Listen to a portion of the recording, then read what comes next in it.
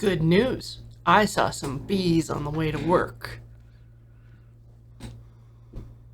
Did you see bees in work? No. No, Okay. no sign of the work bees. Like, on the way to work could include all the way up to the door of Studio A.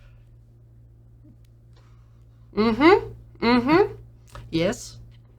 I think the squirrels and mice are, keeping them out. Do you think it's just a squirrel up there? I think the thunking and the skittering was a squirrel. Okay. But the little brown sausages we've seen running around are definitely mice. Oh, absolutely. Yeah. Yeah, chat doesn't know that a couple weeks ago when I was coming in for Play It Forward, I like turned on the lights, went to drop stuff off in my cubby, and then I heard a noise that I was like, oh god, is something in Mount Trash? And I started to investigate, and then I noticed the sound was coming from above me. And so I got my camera out and filmed a little video of the weird thunking. Like, it is a scene directly out of Aliens, right? Like, Yeah. 5 meters, 4, that's inside the room. And Why are they on top all of the light up fixture? I don't know. I think I scared some squirrels that were sleeping on top of the light.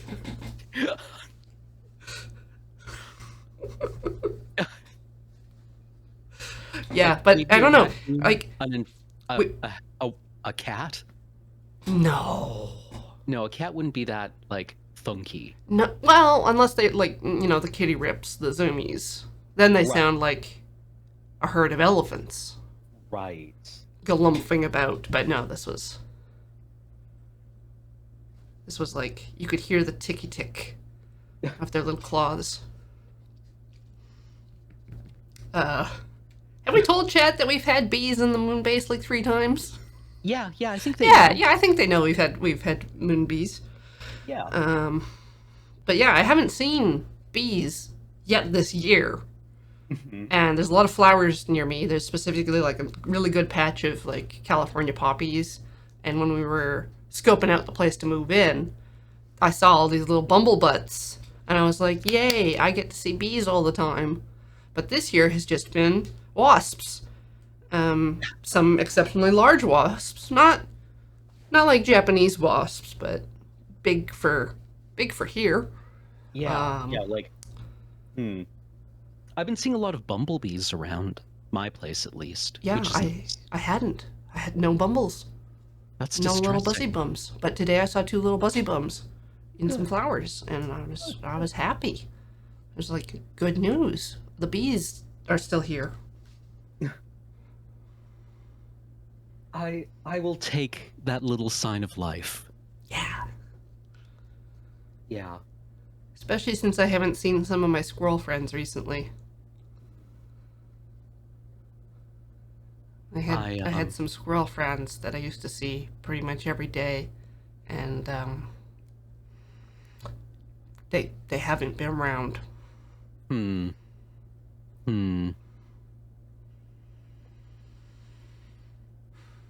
Maybe they're on vacation. Yes. Yes, vacation. Yeah.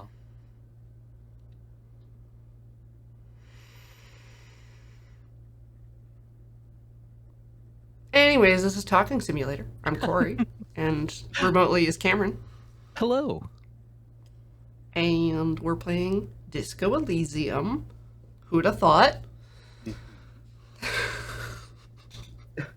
Definitely starting to get the comments like, oh, they're still doing that, eh? Oh. Yeah. Yeah, the disco will continue until further notice. Yeah. Disco will continue until subs increase. Yeah, that's right, chat. If you want us to stop, you have to pay us. You'll have to rip this RPG out of our cold, dead fingers. Molol Labe or something. Yeah, you just have to find something more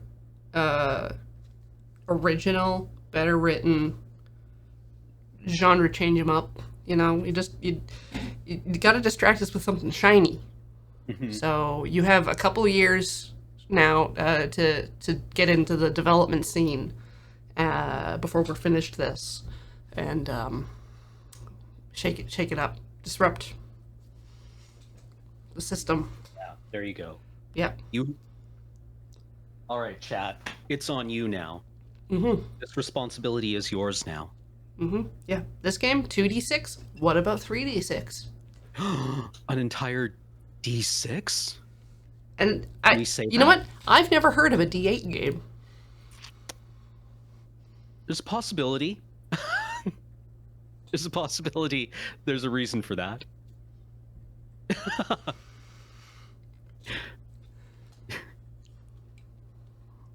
But Gekiryu, what Sunbreak news? Please go ahead, blow my mind. I welcome the damage. I thrive on it. Anyways, we are in this place. It is past midnight. We have to climb a ladder at some point. Shall we? Is there any other thing we have to cover? I don't think so. We simply must Tepalord up the ladder. Yeah. I can do it at night, right? I can do it by myself. Without Kim? Well, okay, then I'll go to bed. Mom. Fine, I won't even read either. It's getting late, and it's raining. Time to call it a day.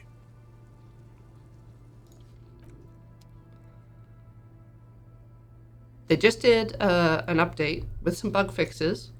Ooh. Not all the bug fixes, but they've, kindly asked that people report bugs to them so that they can investigate.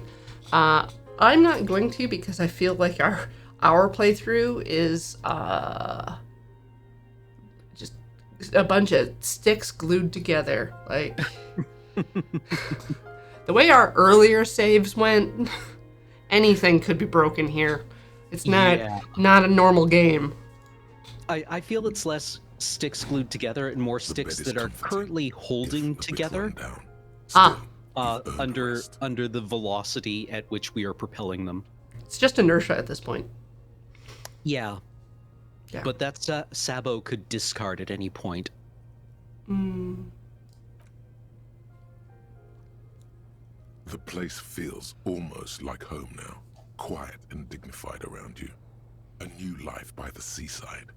You're incredibly tired. The darkness and warmth come fast. You're falling asleep. We live here now. We found our home.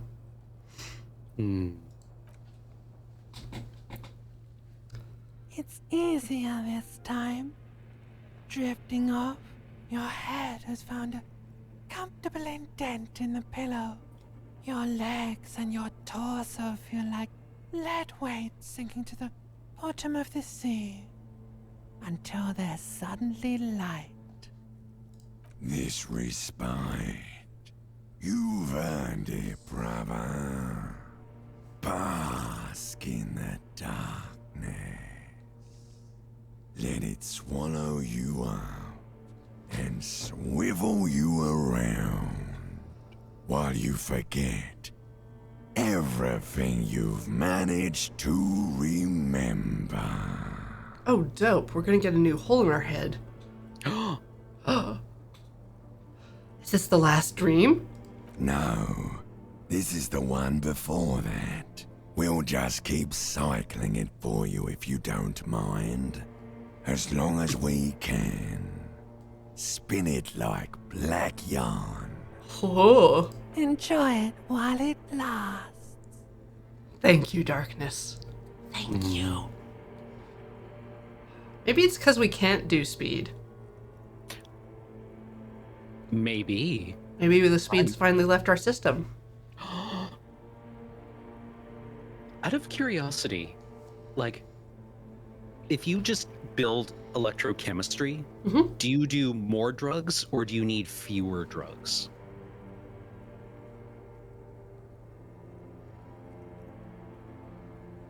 Like, do you get value off of them? I think you do get more value.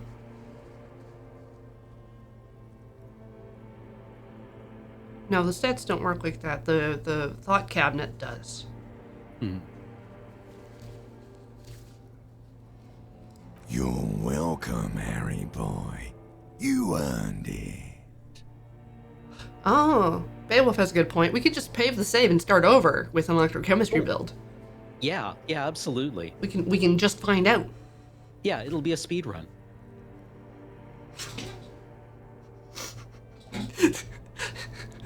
Yeah, I'll definitely not save before trying to get the necktie off the fan again.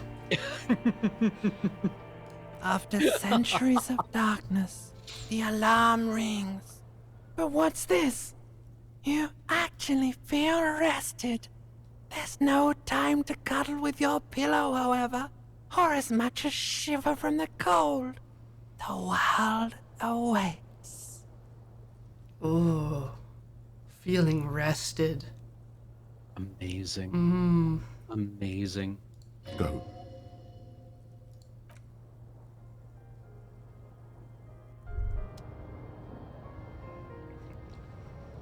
Ah, what's that, Rhetoric? You wish to speak to me? Make an appointment. Like, I love how Harry always wakes up not in bed. Like, Harry always, we come back to him as he is, Sitting up? as he has been sitting up for a couple of hours, it feels like. Right? Like, he has been in that position for a couple of hours at this point, awake, I feel. Spades, we have not identified the expression as far as I know. I think we failed that check. I think we just got, it is an expression of pain. Yeah, but we didn't get the encyclopedia entry about the movie that inspired it. No.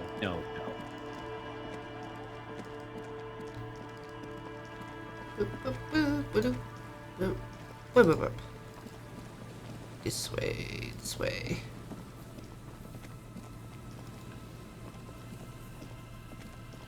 Oh, we might be able to use the pipe. Ooh. Like little plumber brothers.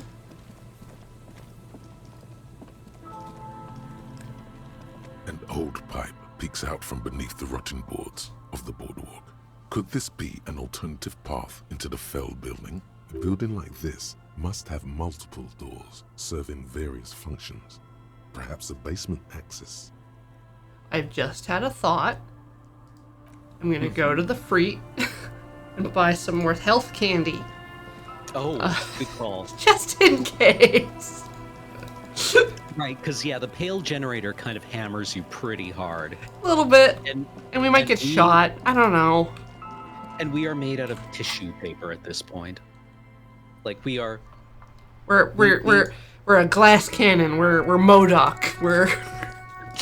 We are a bundle of cobwebs in a terrible jacket. Spiders, man. The spirit is willing, but the flesh is spongy and A weak. small cabinet on the wall. is Spongy and filled with bruised. Okay, here. I hope Saint Baptiste makes you feel better. Okay, Yeah. All right, good. We're good. We're solid.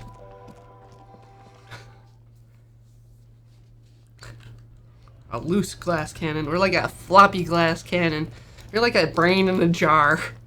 We're surrounded on all sides by glass, but man, are we powerful.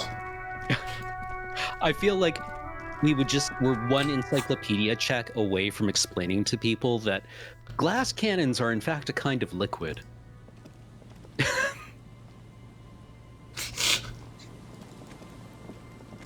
Which is not correct. No. But, I mean, like, before somebody in YouTube love comments and decides hate to correct me. the thing about like glass or concrete still Mhm. being in like a flow state, and like sorta. It's a disordered solid. Yeah. But I do also love seeing extremely old glass that's like very thin at the top and then has like little ripples down it. Yeah. An old pipe peeks out from beneath the rotting boards of the boardwalk. Could this be an alternative path into the felled building? A building like this must have multiple doors serving various functions. Perhaps a basement access.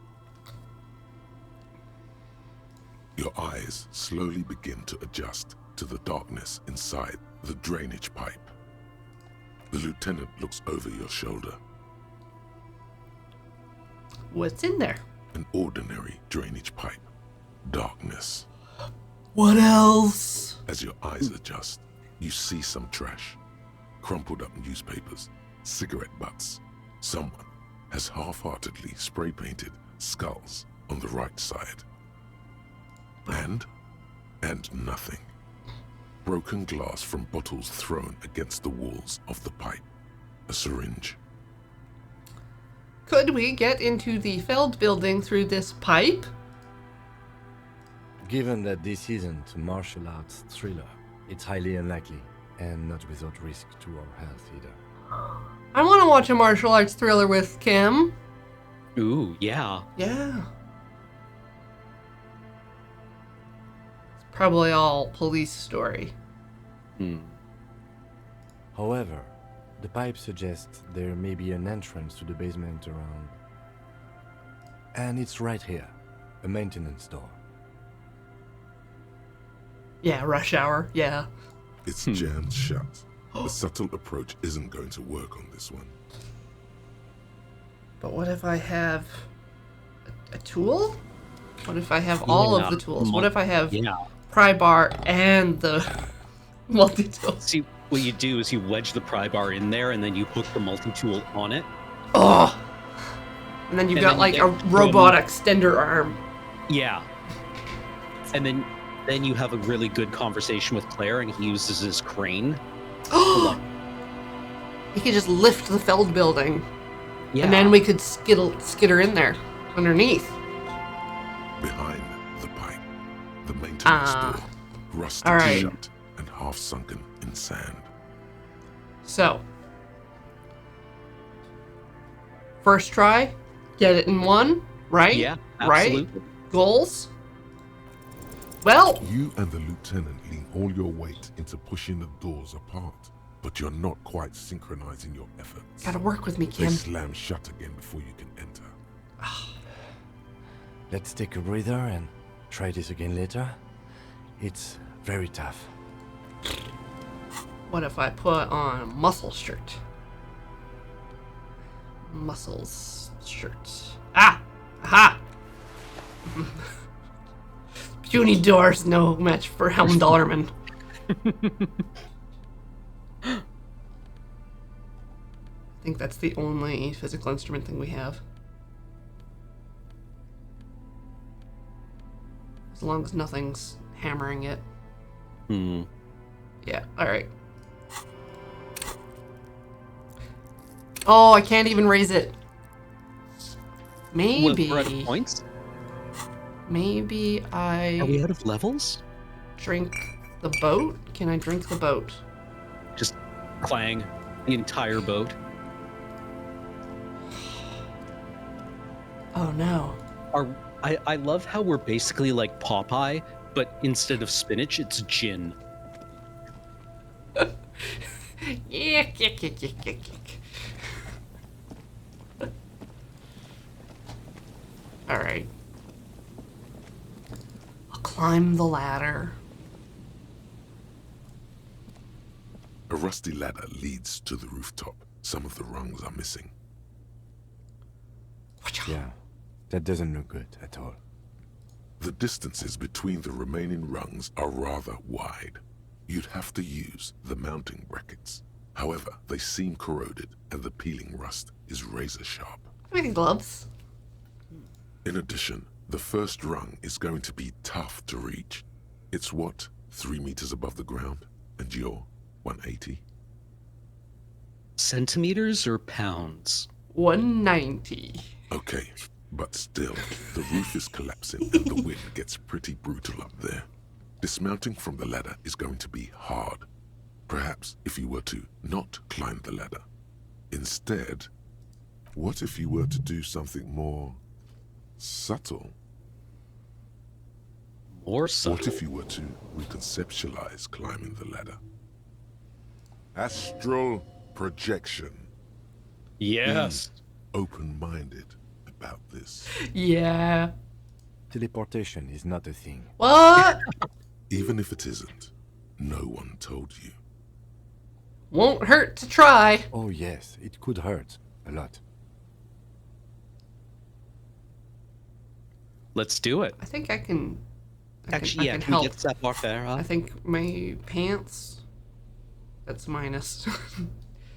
No. I love how her pants are so tight they make it difficult for us to move. Yeah. Real pinchy in the fork. They're gusseted now.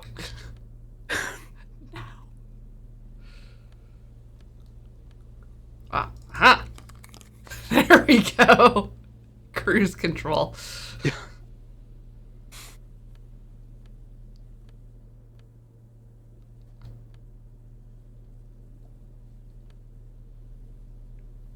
I'm gonna give this different paints. And we should do this in a cool jacket. Yeah. Yes. We should do everything in a cool jacket. All right. I think we are hot to trot. The rusty ladder leads to the rooftop. Watch. On second thought, maybe teleportation isn't a thing. Why? Because you're Why? just standing there squeezing your buttocks and nothing is happening. Squeeze harder. The lieutenant looks at you with that "I know you're thinking the stupid thing" look as you grow tired of clenching your buttocks and give up. Oh, oh, oh. The ship. Come on. Come on. Come on, button. Button, button, button. Drinky, drink. Drinky, drinky. There we go. Alright, that one I think raises the cap on our physique. Yes! Back through the tunnel. Let's get piped. Straight piped. Yeah.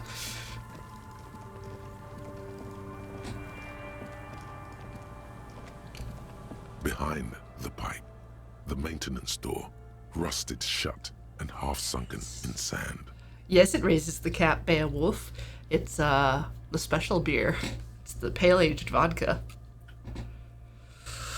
It looks too exhausting to even try. You blood your fingers in the rust.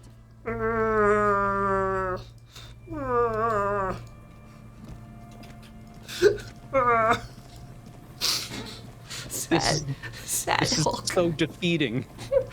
Throw myself at the ladder again. Come on, baby. One time. The rusty ladder leads to the rooftop. Yes, teleportation is completely not a thing. Perhaps if you were to instead climb the ladder with your eyes closed, this way it's less scary. How? This isn't It doesn't fair. crumble in your hand, as one might expect. In fact, it doesn't even bend. Second wrong? Your fingers slip from the rung. Uh-oh. Careful. The ladder leans arrogantly, with Oh! what remains of its metallic luster, as you hit the barrel and tumble onto the ground. Oh! Enough of that now, officer. There has got to be a better, more age-appropriate way in. If there is, I can't find it. Hear that? You're old. That's why you can't do it. Old and feeble. A letdown. A failure. Trent! Trent, can you help me? Trent! Isn't this a fine morning? Do you have any advice on how to climb that ladder? How to climb that ladder, you see? I do know that Lomantangs used sticks to climb battlements. There's even a special technique for that. Can you teach me? Do you have the sticks? No, I'm just speculating theoretically here. Of course, there's also the method ancient Ilmarans used to get into the huts of their enemies. Tell me about that. If I'm not mistaken, then it involved months of following a very rigid exercise regimen. No, years. I don't have years. In this case, I suggest looking into the Zeolite Invisibles class. The word refers to their remarkable ability to traverse any environment in the most efficient way possible. There's this excellent investigative piece of journalism by...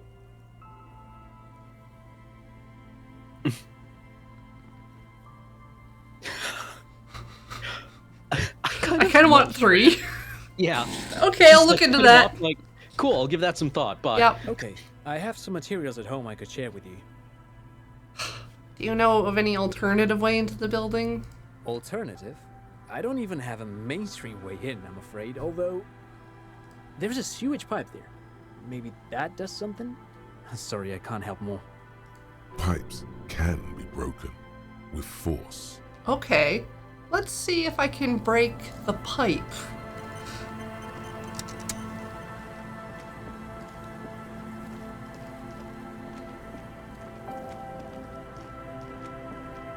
Behind the pipe, the maintenance door. Kim, help. Yes? Dang it. Tramp, tell me more about the sticks.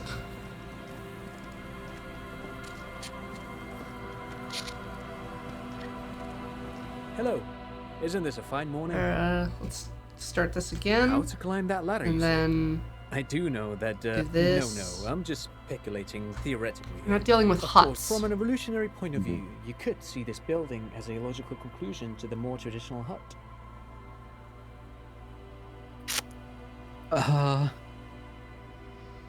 Cool. That's not what I meant. In this case, I suggest looking into the Zeolite Invisibles class. The word refers to their remarkable ability to traverse any environment in the most efficient way possible. There's this excellent investigative piece of journalism by... Welcome, Raiders, from Good Day Internet. I hope you're having a good day. Blah, blah, blah, blah. Welcome. I hope you are having a good day. Do I say the low man thing was enough, or do I just ask for practical advice? Oh, God. Ugh. I suppose... practical advice? All right, let's From be boring for a moment. We will slip into boring. Yes, I have. There was this one time where I... Oh, no. Uh-huh. You've made Oh, El God. Bigo Oh, mistake. God. Oh, God. He's going to go No, on forever. no, he's got an anecdote. He's got an anecdote. Get down. Step directly in that trap. Mark my words. All of this somehow ties into the history of Occidental financial markets. You all saw. He had an anecdote.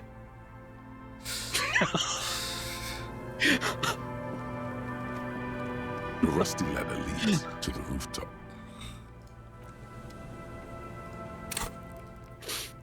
I need 30 experience points to get that. I'm gonna tell him the low man thing was inspiring. Boop, How to boop, climb that? No, boop, I'm just... boop, If I'm not boop, mistaken, in this boop, case, I suggest boop. look... Wow. Great to hear that. Inspiration can go a long way in physical endeavors. You should try it again now. Perfect. All The right. rusty ladder leads to the rooftop. This time, baby. Teleport. Activate. All you need Got to it. do is close your eyes and concentrate. Darkness enfolds you. You can feel the distance between the bench and the first rung of the ladder. All you need to is... Do it. Zoot, zap, ow, crinkle. It's like magic. You feel yourself disappear, your atoms fading out of existence. Just totally dissociate until you're at the top of the ladder. Just repeat to yourself the magic words. I'm not really here. This isn't really happening. Yes. Okay, well. That's how I got through impressive, undergrad. Bam! You find yourself on the roof. having mastered the art of physical displacement. I'm not gonna gloat. I'm just gonna stand there. You know, for the record, you didn't teleport there. You just climbed the ladder with your eyes closed.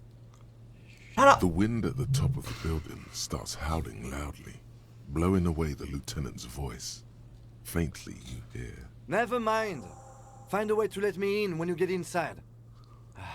Don't go adventuring without backup, especially if we think the suspect may be hiding here.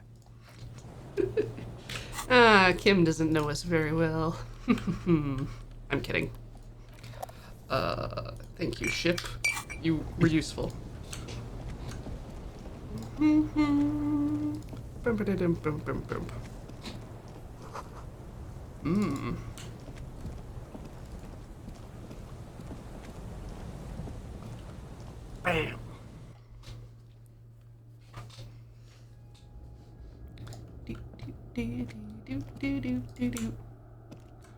Postcard.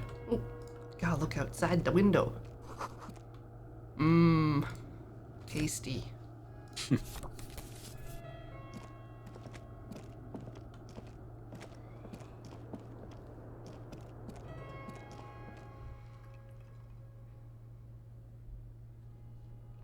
Hmm. Ooh.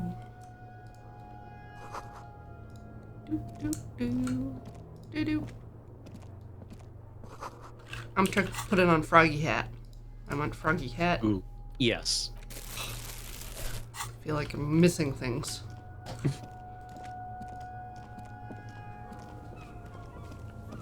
Hey! Rusty metal plates More that slide raiders! apart Welcome! form a crude door. It's been here Yes, under the welcome. boardwalk for a while. Hello? What do you mean, who's there? It's me, Kim. Stop playing around and help me get the door open. Kim is so mad that we teleported up here. You're supposed to say knock knock.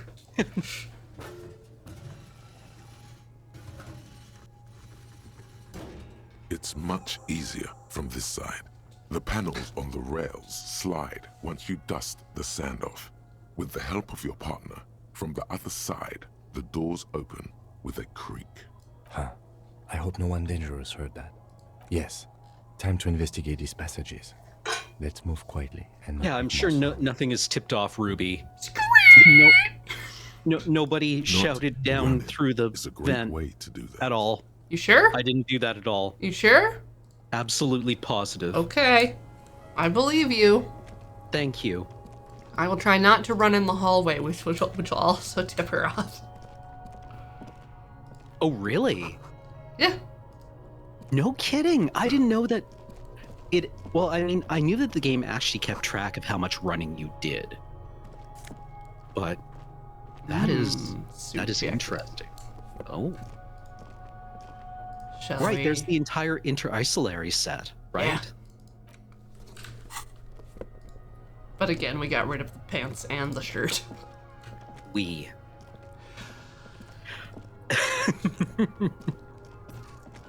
The royal we. The editorial we.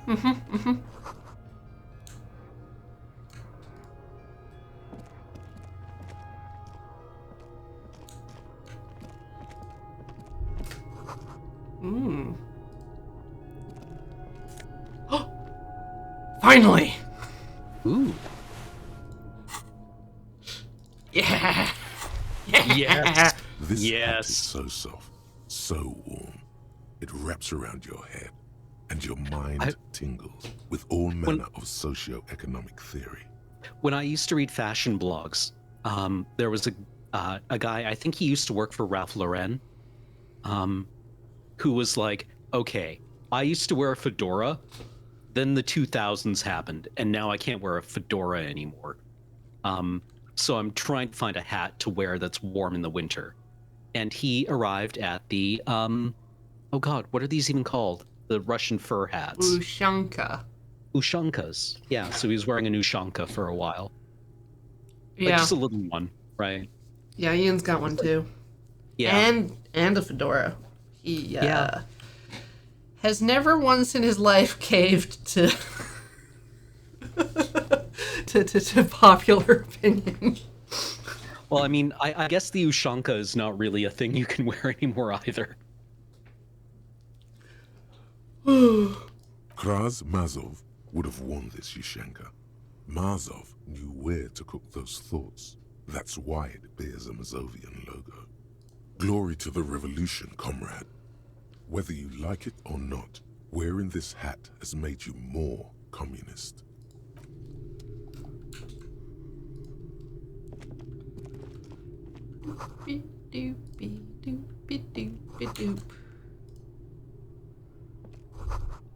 Could this have been the killer's hideout?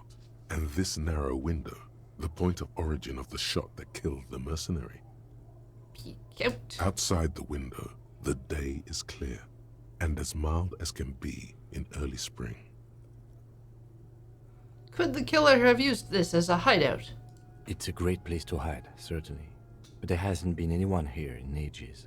And I can't see the whirling in rags. Indeed. No one could get a clear view. Well, at least we've been thorough. I like thorough. Awesome, you're gonna like this next The bit then. lieutenant's voice betrays a slight disappointment, which he glosses over by reasserting control.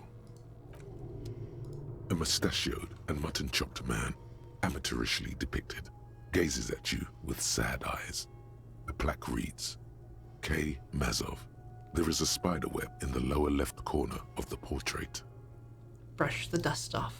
Years' worth of dust is shaken off. The full head of hair, matched by an ample moustache and sideburns, look a bit silly.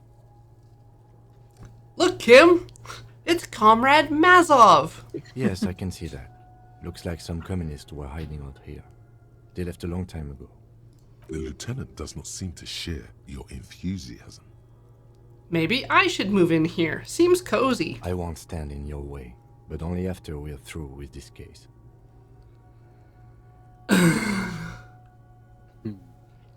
How long ago? Half a century? This was probably part of the network of defense posts the communards built against the amphibious landing. I think the purpose of this bunker was to produce propaganda. It would have had radio equipment back then, but that's all been looted. Could someone have stopped through here recently? You mean like Ruby? No, I think we've stumbled on a piece of history. Alright. I buy that.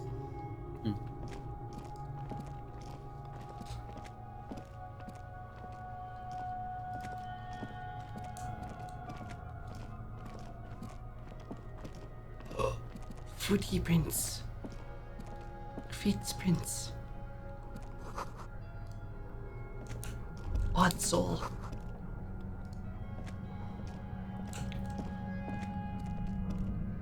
Wow.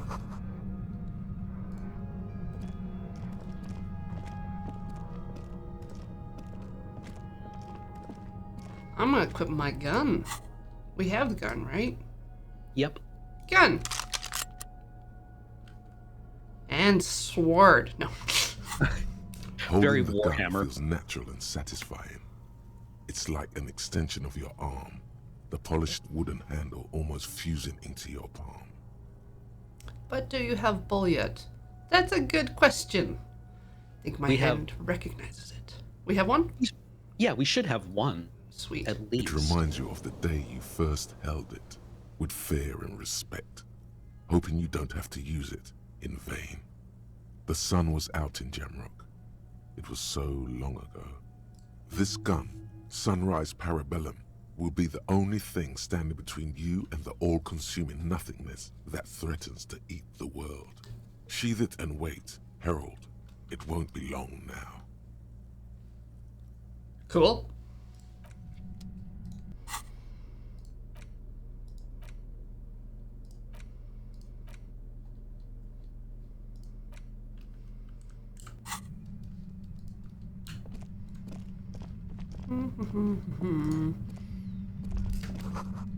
Buzzing noise. Oh, buzzing noise. There it is again, like a swarm of hornets buzzing under your scalp. A strange tingling you can almost smell. Hey, Lieutenant, let's talk loudly for a second. No, what do you mean? A pain. A strange Yeah. tingling. I don't the feel pain it. we're experiencing. We should still be careful. there were footprints back there, and I'm pretty sure they were fresh. Saw them too. Footprints with the right sole worn smooth. Looks like our suspect. If she's in here, we need to plan our next step carefully. What do you mean? Once we detain a credible suspect, who knows what the Union and the Wild Pines will do? We'll set in motion events we have no control over. You will upset the balance of power in Martinez. The deadlock between the company and the Union will destabilize. This part of town is a fine clockwork puzzle. Disturb its peace, and it will start breaking down uncontrollably. Keep calm.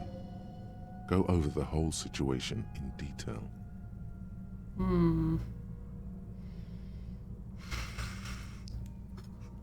Do you think whatever happens will affect our cryptozoologists? You mean Morel? I don't see how cryptozoology and the murder investigation are connected, but the situation in the city will get tense for everyone. If it gets that tense, the amateur zoologists might not be able to do their job. We'll be displacing them from their habitat. Oh no. What do you think is waiting for us around the corner? I think I see a cavern. Maybe more cellars? I think we've been careful enough. We still have the element of surprise. I wouldn't be so sure. You haven't exactly been sneaking. I've been sneaking. Or maybe not. Either way, once we go deeper, there will be no turning back.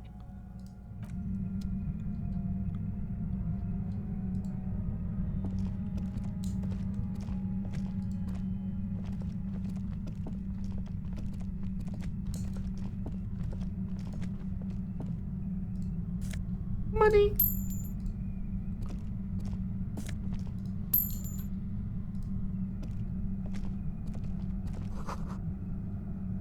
Ooh, can't even look in the pipe. Okay. Strange. Maybe we should take a slightly early break and then come back and do this. So we can do this uninterrupted. Good Yeah. call. Yeah, Okay. because this will take a little bit. Yeah. All right, chat. We'll see you in a few short minutes. And when we come back, we will resolve this completely normal situation peacefully.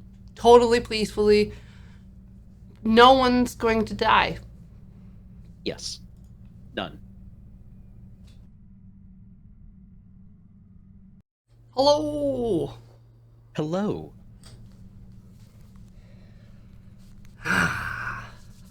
Ready? Ready. Ready for battle. Dun, dun, dun, dun, dun. Suddenly, your entire body is paralyzed. Aggressive white noise fills your skull. A strange pain, like you've never felt before. Through the static, you hear a woman's voice. It's like 1,000 radio stations are being blasted into your head all at once. But her words are the only ones you can make out. I know you're feeling pretty uncomfortable right now. Don't move too much or fight it. That'll just make it worse. She sounds a bit more neutral or detached now. Yeah. I was not expecting this kind of quality for DA, but I like it. She sounds, Can't say it's I mean, a not pleasure, neutral. officer. Yeah. I was going to say she sounds in command and calm. Like she's used to giving orders. As she says the word officer, you feel a spike in the agony. It sounds like the entire radio frequency range is screaming directly into your neural pathways. I'ma cover my ears. No, buddy, that's not going to help. You can't shield yourself from this. It's an entirely new type of experience. Way worse than all the previous ones. Don't focus on the pain. Focus on doing your job. Tell her she's under arrest. You're under arrest. Really now? Check this out. Oh no. You're overwhelmed with a new surge of violent static. It feels like a blood vessel exploded in your brain. You gonna kill me too? No, I'm not going to fucking kill you. If that had been my plan, you'd be dead already. All things considered, I'm being pretty reasonable here. I'm using a pale latitude compressor. You and your partner have been caught in its field.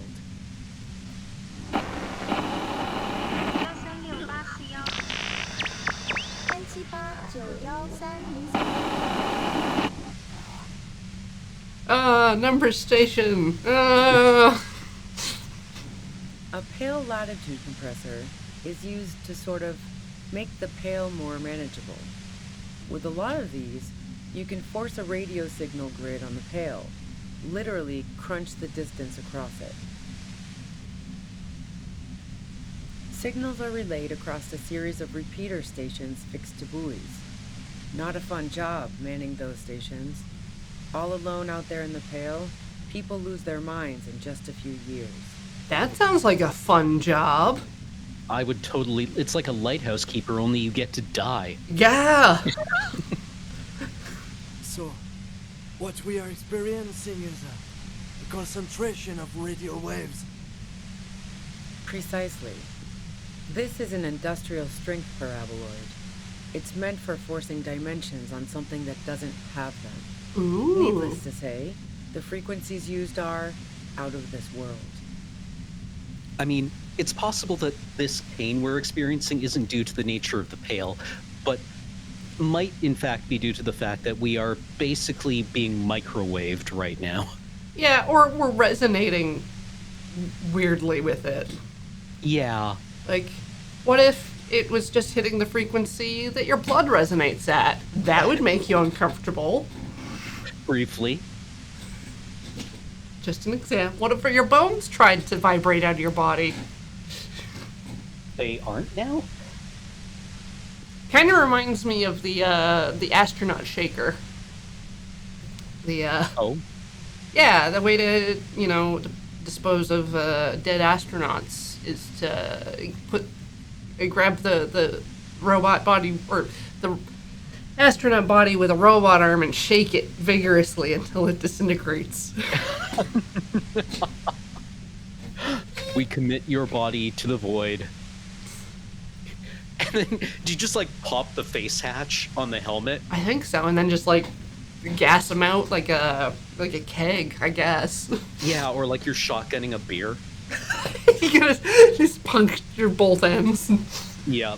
God, that's like in For All Mankind in season 2 when they get into a firefight with the Russians on the moon, and that one guy's oxygen. Yeah, where he burns to death inside his suit.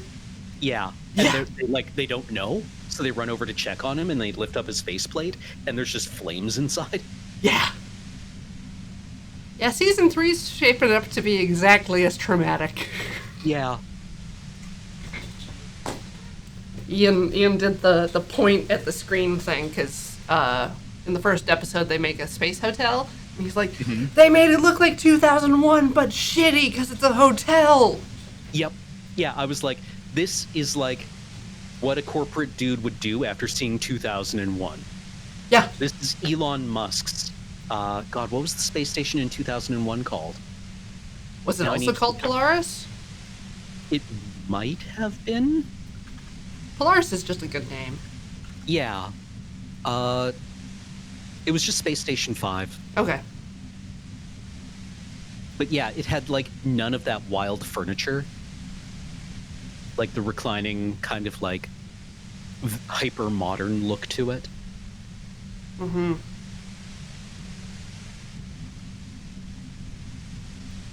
Yeah. As a TV show, it does a really superb job of making you ask ethics questions.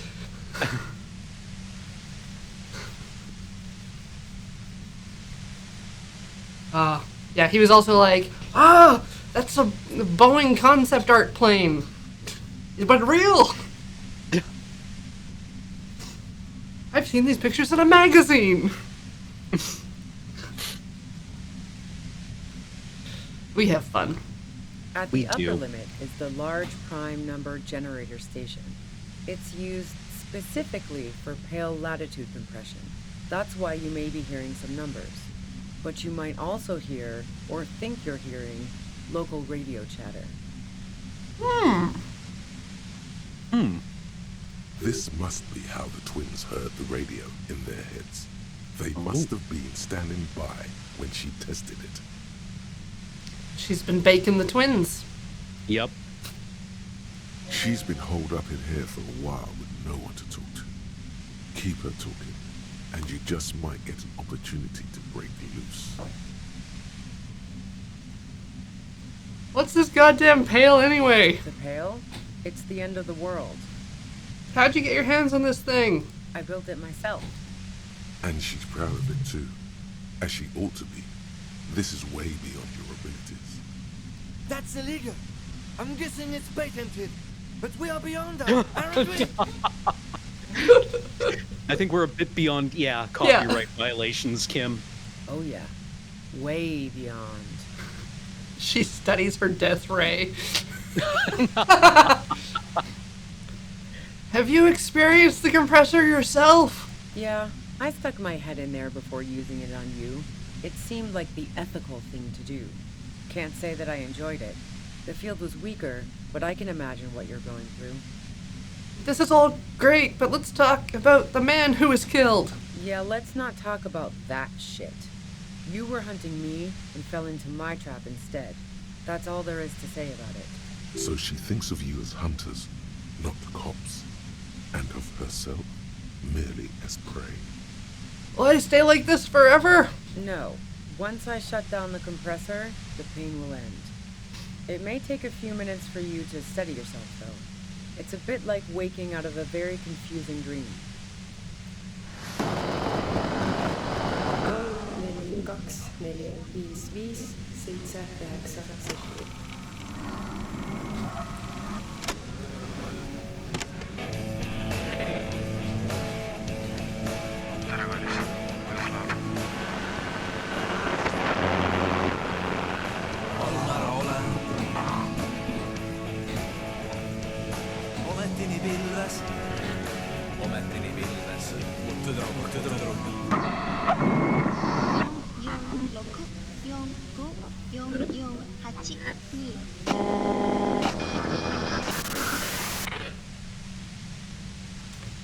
Please could you turn it down so I can ask you something? If you've got something really important to say, you can do it through the white noise.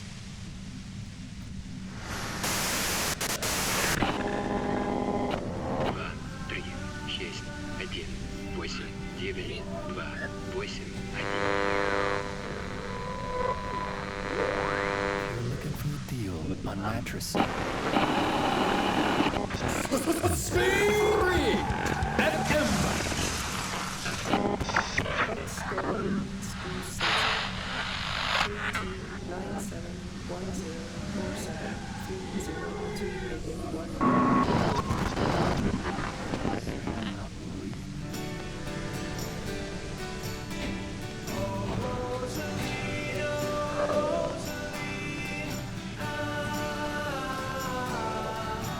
Oh, the pain is unimaginable!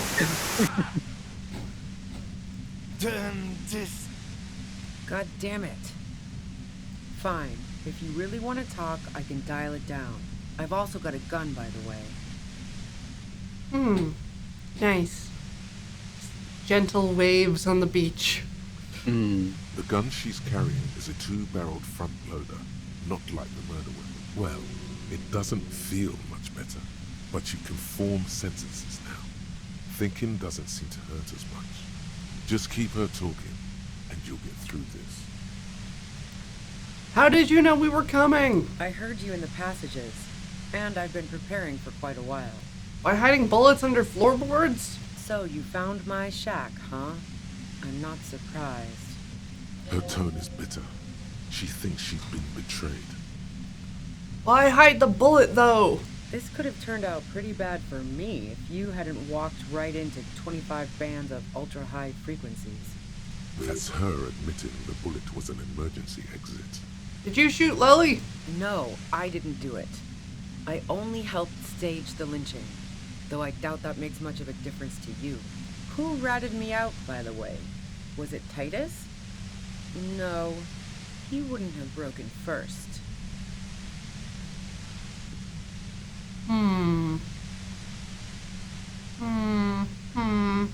Clausia. Yeah, Clausia.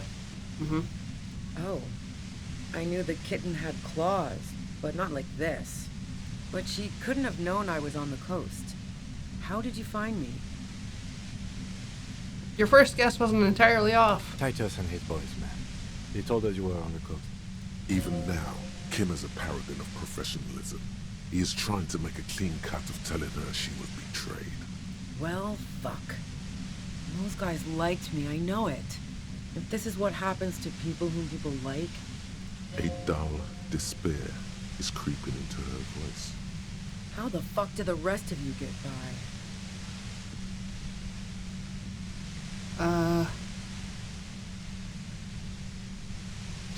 I don't know how I do it. I just stumbled in here. Can you please explain this shit to me? What shit? I told you I didn't do it. Sounds pretty simple to me.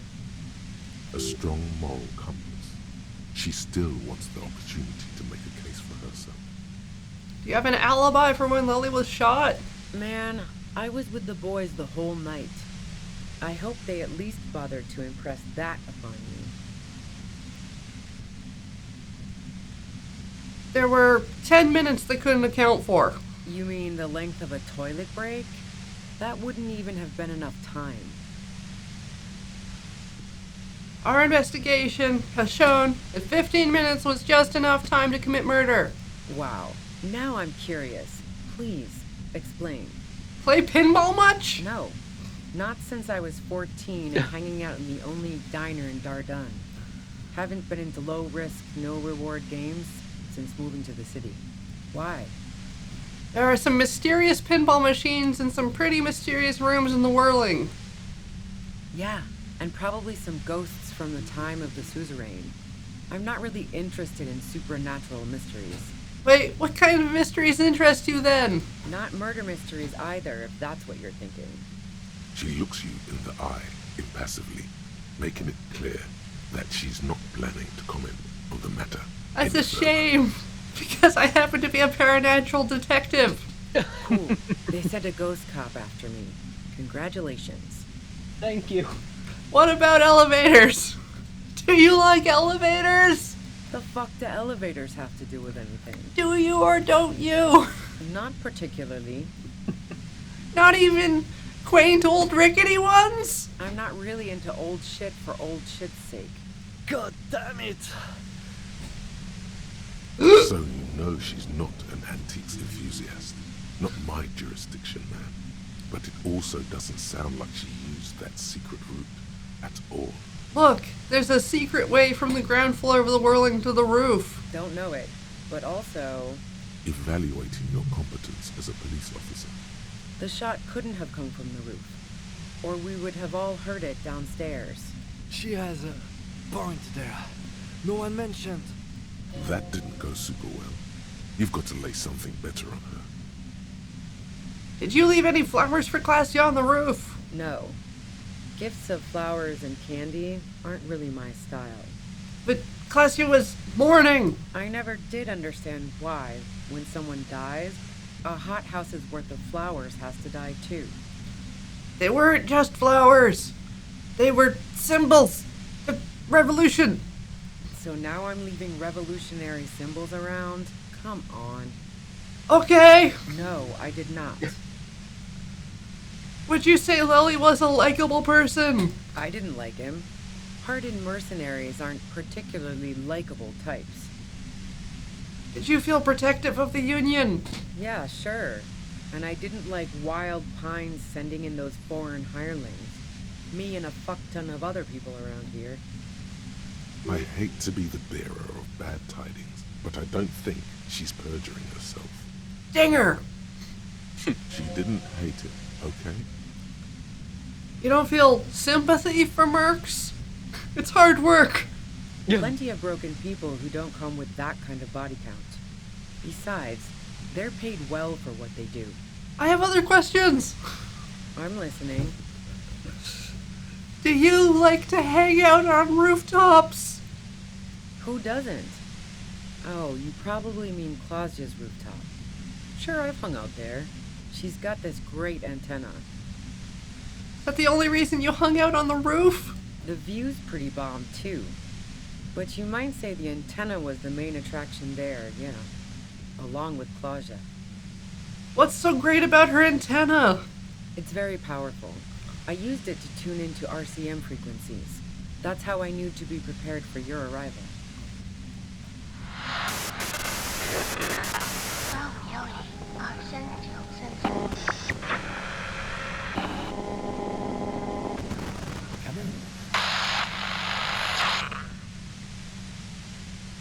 So you're sure you didn't shoot the merc from the roof? Yes, I'm sure. And anyway, as I said before, the shot had to have come from afar. You have a gun. And? Do you have another gun somewhere else? Another more different gun. Different gun. A breech loader? No. This is such a wipeout. Where did you get it? The gun store. What gun store? Trigger Happy Jacks. Really? Trigger? What did you think? That I'm going to squeal on my gun supplier? Sorry, I'm not that kind of gal. I know you don't like old things, but do you sell antique rifles on the side? Never really got into weapons trafficking. Especially not old weapons. They break too often, and you don't want unhappy customers among gun collectors. What kind of gun is it? A knocked-away 80 front-loader. Two-barreled. Not really what you were looking for, I'm guessing. That isn't it. There's other evidence I want to ask you about. Yeah, evidence. But first, let's take a step back. Yeah? Where? More questions before doing anything. Who killed the merc if it wasn't you? How should I know? As I keep saying, he already had a bullet in his head when I got to him, and there hasn't been any useful gossip over the radio. Those rings around her eyes, her tired voice. She's been staying up late, listening in on the conversations crisscrossing Martinez. Police radio? You've been following the case? Who hasn't? You know, I can still see him there, in Claus's room, lying on his side. He was still warm, but the bluish light coming through the broken window made him look as though he'd been dead for a good long while. What happened? Sunday night. Tell me your version. She eyes you warily, as though gaining your sincerity. My head hurts a lot. It's okay. We just want to... All right, don't kill yourself over it. I was shooting the shit with Hardy and the boys over a few beers, like always. Then Klasia comes in, all pale and shuddering. She sits down with a drink, trying to steady her nerves. So I grab a seat next to her. Did she also seem high to you? Oh yeah, super. But I didn't think too much of it at first. I'd seen her party hard before. Klasia said you knew something was wrong immediately. No, I really didn't. She's not that easy to read. I just assumed she'd done too much blow. It wouldn't be a first for her. But no such luck. She was in some deep shit. She asked me to come upstairs. The merc she'd been going with was lying on the bedroom floor, dead. I knew she couldn't get the authorities involved, so yeah. You made it look like he'd been hanged. How did you manage to come up with a plan so quickly? What? No. Faking a lynching was her idea. Her idea? Yeah, in cold blood. It really surprised me how quickly she was able to get a hold of herself once we got up there. It was like she was another person. The party girl was gone. You can see it. Her lips, though still white, don't seem to tremble as much anymore. She moves with focus and deliberation. She asked me to help her drag him into the shower so she could wind the shower head around his neck to fake lividity. Then she dressed him while I went to get the Hardy Boys. Klasia knew exactly what she was doing. You can't remain calm under pressure otherwise. She lied to you about that, too. That's bad that she'd be so calm. Yeah. I wasn't sure whether to admire her or be disturbed. Do you think she killed Lily herself? As I keep telling you cops, we didn't hear anything downstairs. No gunshot, nothing. But even if this is true, weren't you worried the lynching might lead to... War? The thought crossed my mind. But the mercenary's death was going to have repercussions either way. Although the way things are going... She doesn't want to talk about this, but not because she has something to hide. She doesn't want the guilt. Fuck it. I'm not responsible for these people after what they did to me. If you didn't kill him, why hide? I saw you roll into town. I wasn't about to stick around for questioning by a goddamn la puta madre agent. So this is what she was scared to tell Titus. This cop. What do you mean, La Puta Madre agent? Yes, you. Everyone says you're his peon, his human can opener. Through the sudden sharp pain in your head, you hear the lieutenant mumble something to himself. Fucking hell. And why me? You hear through the white noise. It's especially bad suddenly. Felt like a vein exploded. Bullshit! You're trying to throw me off. No one says that. Oh, yes, they do. The cops, the criminals. Why do you think I'm holed up in here with a goddamn death ray waiting for you? If she knows that about you, she must know your real name too. Tell me what's my name. If you know that about me, you must know my name. Harry Dubois. One corrupt motherfucker with the disco pants and a funny tie. Agent to la puta madre. Did someone mention a fucked up tie? I call bullshit! You're too crazy to be corrupt! Don't let her scare you. She probably just made that name up on the spot. No, it can't be that. You're not Harry Dubois. Forget you heard any of this. There's no time to deal with this now. I'm no one's agent! Right. Sure. You don't know. Could you tell me about it? I'm sure La Puta Madre himself will explain it all to you soon enough. What did you do? You know what I did. I fucked him over. And now I have Harry Can Opener in my lair. Fucking Titus. She's not going to change her mind that easily. She still perceives you as a threat. Wait, one thing. Possibly small, but she said you rolled into town. Was that you singular or plural? She might know something. When I came into town, was there anyone with me? Yeah, you had your death squad with you. What happened to them anyway? Who is in the death squad? Well, it wasn't this scrawny dude. You had 2 guys and a lady. The guys looked pretty buff. Lady wasn't bad either. What else can you tell me? One of the guys seemed chipper, a blonde. The other had a brooding something or other about him. And the woman was the only one in uniform. All were carrying. That sound about right? No idea who these people are, literally. Satellite Officer Vic Mayer looks out of the window grimly, then puts his coffee down and turns to Patrol Officer Minot. We could either take a room here in the Whirling or go home for today. Let's go home, Jean. Nothing's going to happen today, she responds quietly. Jean takes his blonde wig off. Call Heidelstein. He can give us a ride. I think I know them. They're in Martinez. Friction, lock, set. Don't leave me here. Please delete. Fantastic. I've got to get on the road. Then you can go find your friends. Unless you have anything pressing to ask me. Do you know about the bunker next door? What bunker? The communist hideout. Don't know anything about it. No one's been around since I set up camp. But I'm sure I'm not the first vagabond to... Yep.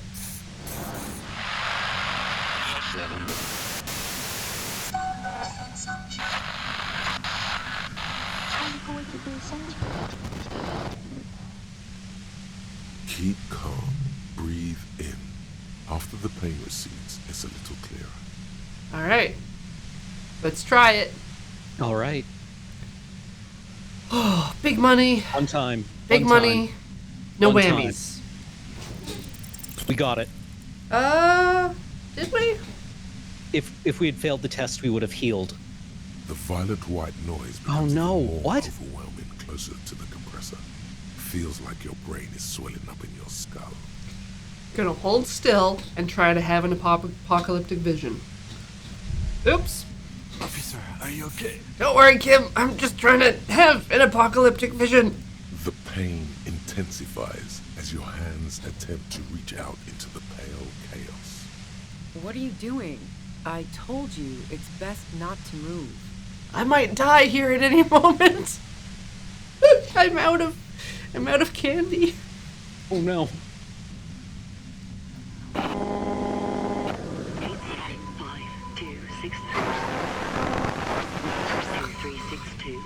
Kim?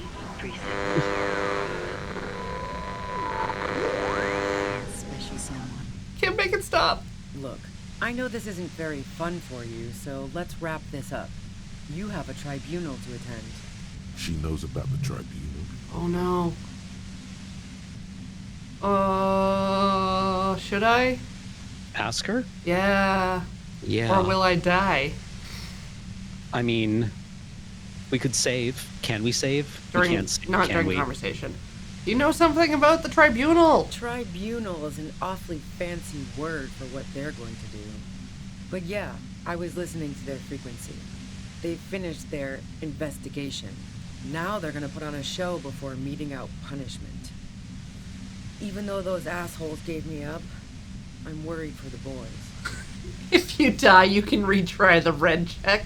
Yeah, thanks, Spades. Yeah, silver lining. Yep. And Yep. you, watch out for yourselves. You seem to have a habit of walking into traps. Why is everyone always against me? I'm asking myself that right now, too. Anyway, I'm guessing you don't know that a third mercenary has come to town just in time for the tribunal. Ah. Now you do. They were not in town the whole time. Ah.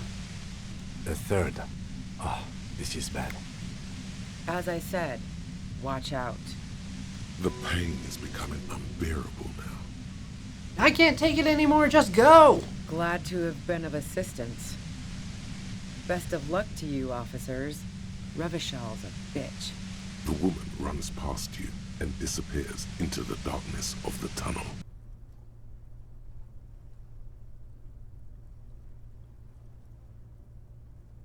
Woo! All right. All things considered, it could have gone worse. Should we go after her? No, I don't think she did it. She's someone else's case now. It's too late now, anyway. She's gone. What now? Now we have to come up with a really good excuse for why we walked right into a trap like that. This isn't going to look good in the report. But what if we didn't report it? Her tent. Maybe there's something in there. Right. Sweet.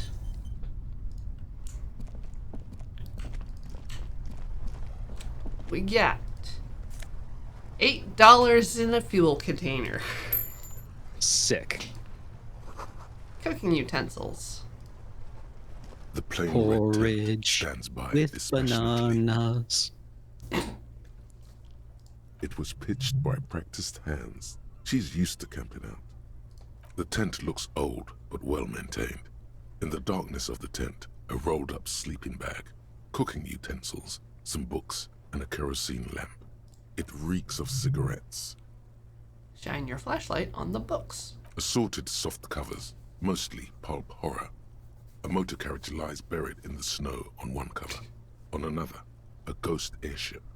You also see a collection of radio enthusiast magazines. See anything? Rager Monthly, Journal of Material Science. More Technological Digest. One of the magazines doesn't have images on the cover. It's not a magazine. It's a leather notebook. A notebook. You pocket the worn brown leather journal. A trusted friend left behind. Oh no. We should read this immediately. Like, right now. Alright. What if I save first, just in case somehow it causes my death? Which is a possibility. With books. Well-loved journal with a brown leather cover and the name Schneller embossed on the back. Seems to have served as a loyal friend to a lonely traveler. A thick journal. The cover is worn like someone used to carry it around in their back pocket. It's made of full-grain leather. The lower left corner of the back cover sports an embossed brand name, Schneller. This was important to her, when it was still hers. Unwind the strap. The journal falls open. About 2/3 of its ruled pages have been filled. Study the handwriting. The large cursive of someone who writes quickly and confidently, perhaps too confidently. Many phrases and even paragraphs have been crossed out, with tiny corrections scrawled above and in the margins. Flip through the pages. It's a mix of logistical notes, diagrams, and personal reflections, all dated. It's good she left in a hurry. We could learn a lot from this. What kind of logistics? Hard to tell exactly. It's mostly noted down in code. Looks like contact information, quantities, directions. There could be useful information about local operations in those notes. We have a junior sergeant at my station who's good with codes. I can give this to her after we finish this. What kind of diagrams? Esoteric radio technology. The most recent ones probably pertain to the latitude compressor, sketches, calculations of distance and density. You make out a familiar spiral shape. Anything personal? Short, wry observations of people and places. Probably a way to pass the time on the road. Also, what appears to be attempts to sort through some difficult decisions. There are a few passages with many questions in them. Staff issues. Always tough on the leadership. You smell traces of betrayal. How far back do the entries go? The first entry is from August 2nd of last year. It reads simply, I know my position is precarious. All I can do is make myself as useful as I can while looking for a way out. Remember, no one is indispensable. What did she write the day Lily died? Nothing on March 4th. March 5th, though, well, that's bound to come back and bite me in the ass. I'm bad at this. Loyal to a fault. But that's another matter entirely. You have no idea what she means. These are personal notes. Don't expect to understand all of it. Anything about La Puta Madre? That name isn't mentioned as far as you can tell. Small wonder. Would you talk about La Puta Madre in your journal? You do see an M, though. La Puta Madre. M is mentioned on March 9th and March 15th. Let's read March 9th. Great. M's peon is coming to town, no doubt to investigate the lynching. But also, I feel it in my gut to finally put a bullet in my head while I'm napping in my lorry or on a smoke break. Well, I won't stick around just to twist my own neck by constantly looking over my shoulder. Then again, isn't that what I've been doing ever since I got the call? The call? Did M call her personally? Why? Were you supposed to find her, even apart from the investigation then? On M's request? No, you wouldn't do something like this. This must be a mistake. Am I sure this is a mistake? Look at me. I'm a cop. Whatever you may look like, you don't feel like a hired assassin. Let's read the entry of the 12th. Been holed up here for 3 days now. I'm used to being alone and all, but I don't know when I'll be able to leave, or if I'll be ratted out. They will rat me out, of course. I've made it a point to believe in the best in people, the boys, for example. But experience tells me, did M feel truly betrayed by me? I was feeling threatened. He'd have to know if he threatened people, they'd take measures to protect themselves. Even I know that. Economic measures first of all. Gotta make a living, right? I can still hear his voice in the receiver. Taste the plastic. The entry ends abruptly. That must have been one hell of a conversation. What's the most recent entry? The most recent entry is from today. It reads, even when I leave here, if I leave here alive, what's my next move? Staging a lynching is a crime, even if I'm not accused of murder on top of that. Forever on the run. Not really my idea of the open road. Man, I was really looking forward to winning. It looks like she might have been framed. That would be a first, or a fourth. But who's counting? He thinks. Very rarely does anyone actually get framed. If she didn't do it, then maybe it's good we didn't catch her. I wouldn't go so far as to say that. We have other reasons to arrest her. Besides, I'm not sure her life as a fugitive is going to be much better than we does. Especially if she has problems with the Madre. Kim? Kim, am I really a La Puta Madre agent? No, I don't think you are. Ask someone in your precinct if you want to be sure. Who is La Puta Madre? The head of a major Jamrock gang, specializing in drug production and trafficking. A very bad person. He's not 100% sure you're not indebted to this very, very bad person. Who do you think killed the Merc? Could have been Titus. Then again... T-Man wouldn't fuck me over. Either way, we need to keep an eye on him. Somewhere along the way, we might have been fed a lie or two. One thing is for certain. We have business back in the whirling in rags. Questions to ask. Let's be careful, though. The tip she gave us about the tribunal was disturbing. I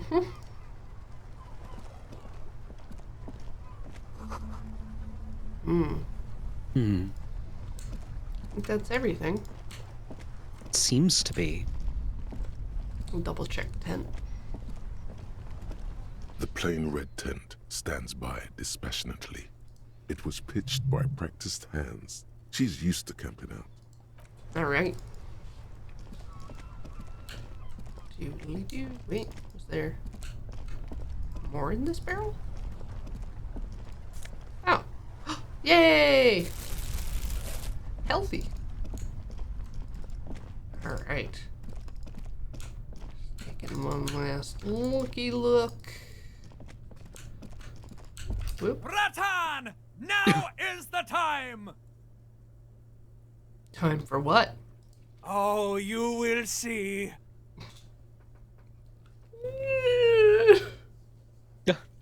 Feels like the tie is rubbing itself against your chest like a cat in heat. I hate that. Oh. I hate that so much. The blue medicinal spirit! Grab the bottle and uncork it! It is time to unleash the other world! Alright, let's slowly uncork the blue medicinal spirit. The bottle opens with a silent, mysterious hiss. The fumes rising from its mouth are as crisp as the northern winds. Now, Bratan, take me off! What? I didn't know I could do that. Bratan! Have I ever lied to you? Just take me off! Take the necktie off. Your fingers manage to undo the oily knot, and the necktie slides off. It looks so frail sitting there in your hand, weighing almost nothing. Now what? Now, put me in the bottle! But why? Trust me! Just trust me! You and I are gonna have so much fun it should be illegal! I suspect that it might be. Just put me in the bottle, Bratan! I'm not gonna let you down! You and I are like the same person! Put the necktie in the bottle. As the necktie slides into the purifying liquid, large stains of grease rise off from it and float to the surface. There, they quickly dissolve and disappear completely. Cleansed by the blue spirit fire of 98.7% pure alcohol, the fabric looks almost new again. No longer like a disgusting worm of the lower intestine, but like a colorful and deadly poisonous reef snake of the Insulindian Ocean. What's next? The necktie floats in the bluish liquid with almost unearthly grace. It's like an organic sample brought back from a distant star system inhabited by sentient neckwear. Necktie? There is silence. We've killed it. Oh God. Cork the bottle and put it away. The lieutenant has been observing you quietly all this time. He's struggling to keep silent, but finally seems to give up. Mm-hmm. I've got to ask, what are you doing? You'll see. As always, lie.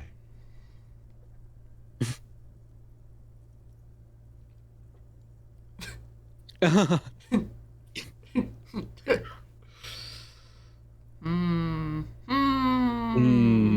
not gonna drink it. Okay, Kim. My necktie's been talking to me. Right? We gotta. I mean, it does feel unsafe. Yeah. That means we have to. Of course it has. It started when I woke up in the whirling in rags. It's been talking to me ever since. And what has the necktie been telling you, if I may ask? It teaches me about life, Kim. Sort of a father figure. Okay, so why did you put it in the bottle? Because it told me to. Right, okay. Anyway, I'm glad you told me your necktie has been speaking to you. That must not have been easy. We're all under stress. This is turning into a great big mess. I'm not judging. Just keep it together. Let's go. Alright. So, can I hold the spirit bomb? Your spirit guide to the party scene, the horrific necktie, is floating serenely in the blue medicinal spirit. As it's still 98.7% alcohol, this necktie cocktail is extremely flammable and should be kept away from open flame. So, I want to equip that. And maybe the sword? Maybe. That might be fun. I'm feeling very cool.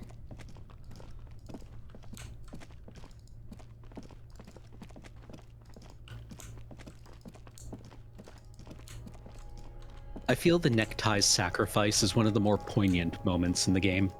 Necktie has been there for us for so long. Our Bratan. Alright. Bro.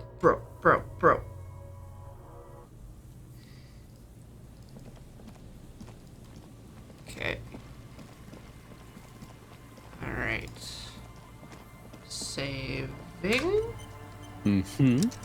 What do I want here? I've got 2 points. Maybe reaction speed? Hand-eye coordination? Let's hand-eye coordination one. Okay. Yeah. Authority? We need authority, right? To get Kim to listen to us? That would be cool. Yeah. Kim needs to trust us. Yeah. Alright.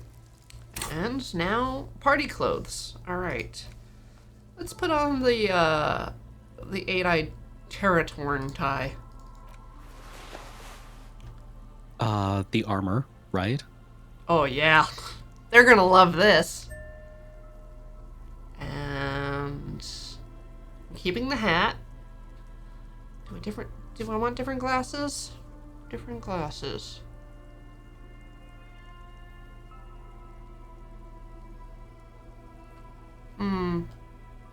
No glasses? No, I want those glasses. Superstar glasses. We have the fallen gloves. We do. Yep. Oh.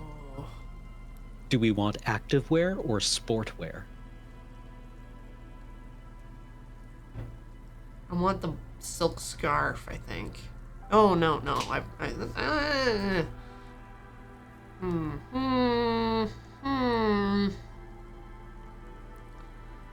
Helmdollerman? Yeah? No, that hammers are... No. No. Yeah. No. Different jacket, then. Patrol cloak?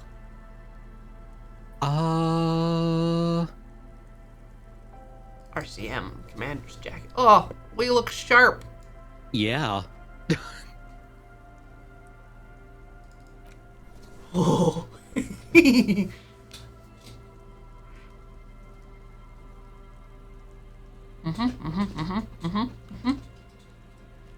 Yep. This is ideal. Yep. We're ready for war. Do we want to take an early break? At this point?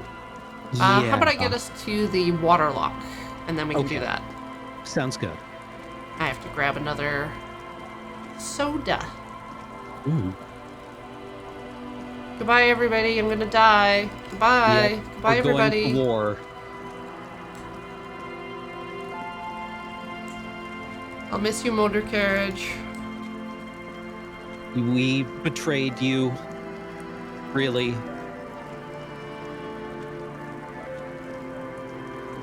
Okay. Let's here. All right. We shall return after these Indeed. messages. See you soon.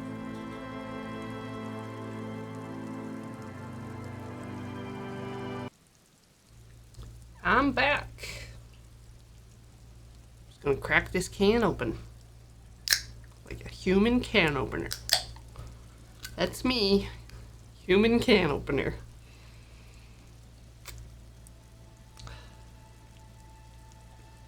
Muted?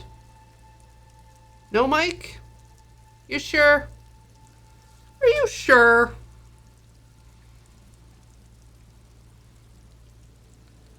Spades, that might just be you. Not that you can hear me. I do not hear Cameron, but he's not muted on Discord. So, just gonna sit tight.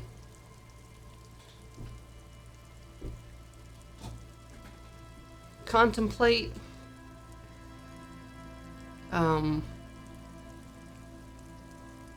Bumblebees. I have returned. Welcome back. I was just thinking about bumblebees. Oh, they're so good. Yeah. They're just little fellas. Buzzy. They always seem like they're in need of assistance in some way. Mm-hmm. Pretty sure they're all ladies. Yeah. But, you know, it's just little guys. You know, small little fluffy butts. Just a little meow meow. Mm-hmm. Oh, have you seen any cats lately? Yes. I see them on the side of the road. And they come up to me and they want to be petted. Oh, I don't get that. My building doesn't have cats. Oh, yeah, no, I highly recommend just going for a walk and seeing who, like, runs up to you and brushes against your leg. Okay. Oh. Yeah, I haven't touched a cat in so long.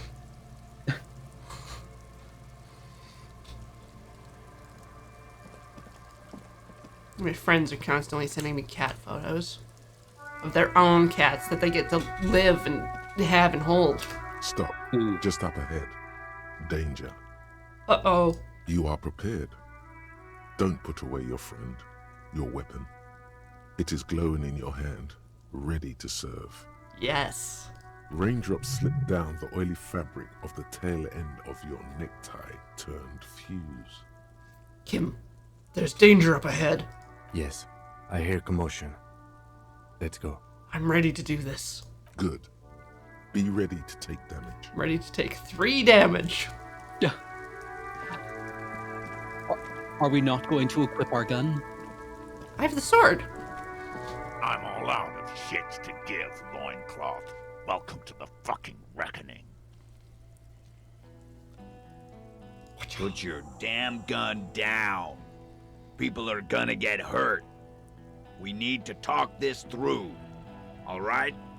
And I saved, so if I need to swap the gun, I can come back again. I do over. Do overs for everything. Right. We can do it right this time. Talk yourself out of this, loincloth shit fuck. This is love- the mercenary at the gates.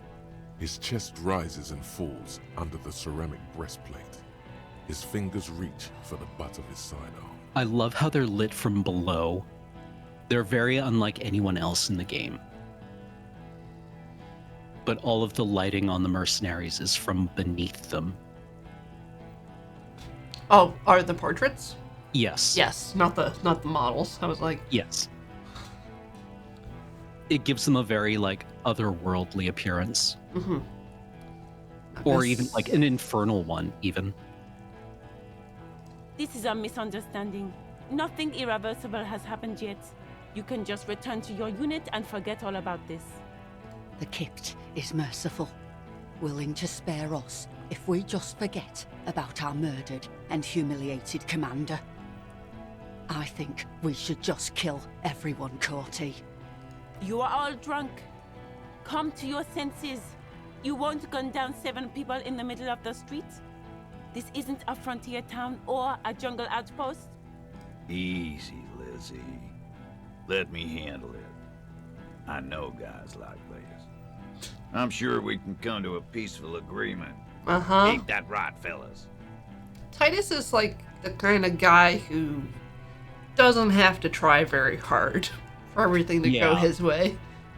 Yeah, Titus has a kind of easy charisma and has never been tested on it. Yeah, but he's got this just massive blind spot where someone could just tell him no, and he'll never see it coming. Yes, yeah. He is facing overwhelmingly superior firepower, and he knows it. Peaceful. Nest in your abdominal cavity like a little wild mouse. The masked man's words are barely intelligible, but you can hear them. Creepy. Fuck, she was right. That must be the third mercenary. The lieutenant is genuinely worried for his life. You should consult him before getting in there. Big one's the mercenary at the gates, the scab leader. If this turns into a firefight, we should take him out first.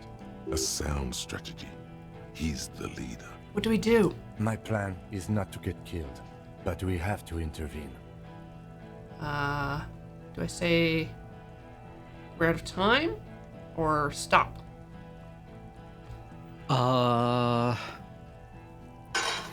I don't know. Do you want me to look it up? No. Okay. I'm gonna say we're out of time, and then that might be enough time for our brain to kick in and be like, throw the Molotov. Watch out! The mercenary tribunal. Oh, that's fine. See, safe. Stop! This is a police.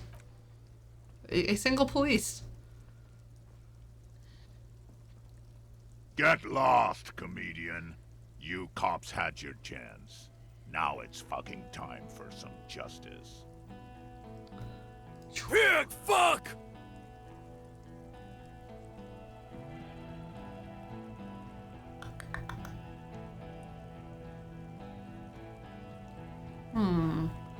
Threaten them.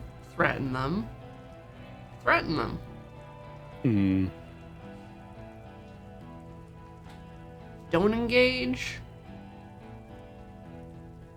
I don't want to tell them they're drunk. They know they're drunk. That won't affect things. Yeah. 4, I think. Yeah. Authority. Yeah. Yeah. You're probably gonna get killed too. I think I'm gonna kill you. I didn't think I had it in me to kill a cop. To your left, you hear the lieutenant cock his gun. No one is going to kill anyone. Let's just put the guns down and talk like civilized human beings. She doesn't seem to understand the severity of the situation. With a wordless gurgle, the killer loads his long rifle. The leader gives a small nod to the helmeted man.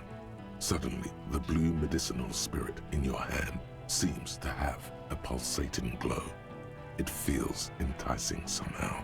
Yes. All right, end game. Light me on fire and throw me in his face. Wait, It's a good thing you have an anthropomorphic petrol bomb. It really is. But you have to soften him up first. Present an argument. Even if it comes to a fight, it's a good idea to get under his skin first. Okay. I don't know about this getting under his skin. What if he gets under yours? I'm barely keeping your hand from trembling here. You brought backup from out of town. Oh yeah, that's Rude. Rude, the killer, Owen Cloven. He doesn't talk much. All of you cunts inside out. What was that, Rude? Rip you open. Perhaps it's for the best. Him not talking too much. The killer? The gunner. The raddest. The killer. What do you think he does? There, on the rim of Owen Cloven's helmet, you count little stick figures. 19, 20, 21. Count the figures. About 50 little stick figures. All of them black, plus 2 little white ones in the end. Should I? Number 2, tend the stables? Yeah. What are we waiting for? Let's blow that big fucking mouth off his face. Hold your fire! Wait for my command. He has chewed his lips bloody. Ew. This man has been under severe emotional pressure recently. He is not used to commanding or leading. He feels uncomfortable. He'd rather shoot to kill. Lily died of ligma. Yeah, let's talk about the hanged man. Dangerous. Ask about him first. You don't want personal facts about his dead friend coming out of your mouth. He has to start it. Who are you, Corty? Sergeant Major Raoul Cortiner, reporting in to burn this fucking mud hut to the ground. As he moves, the interlocking pieces of his armor click, softly. Click, click, click. The realization comes to you, like a picture puzzle coming together. His name is Raoul Cortiner. The dead man's name is Elise Cortiner. He's brothers with the deceased. No, probably foster brothers. Elise was put into a foster home, remember? For killing, maiming, and humiliating our commanding officer, you're all sentenced to death by lead. His parents left him in a fucking leaf compactor? Yeah. Who? Laylee? Yeah, when he was small, just an infant. We researched him. We contacted the ICP and looked at his birth records. That was in there. And other things. They fucking put Laylee in a leaf compactor, and now these cunts finished the job. It's a mindfuck, Corty. He wasn't put in a leaf compactor. They're making it up to fuck with us. Major, permission to. Open fire. We can't have that. Interfere now.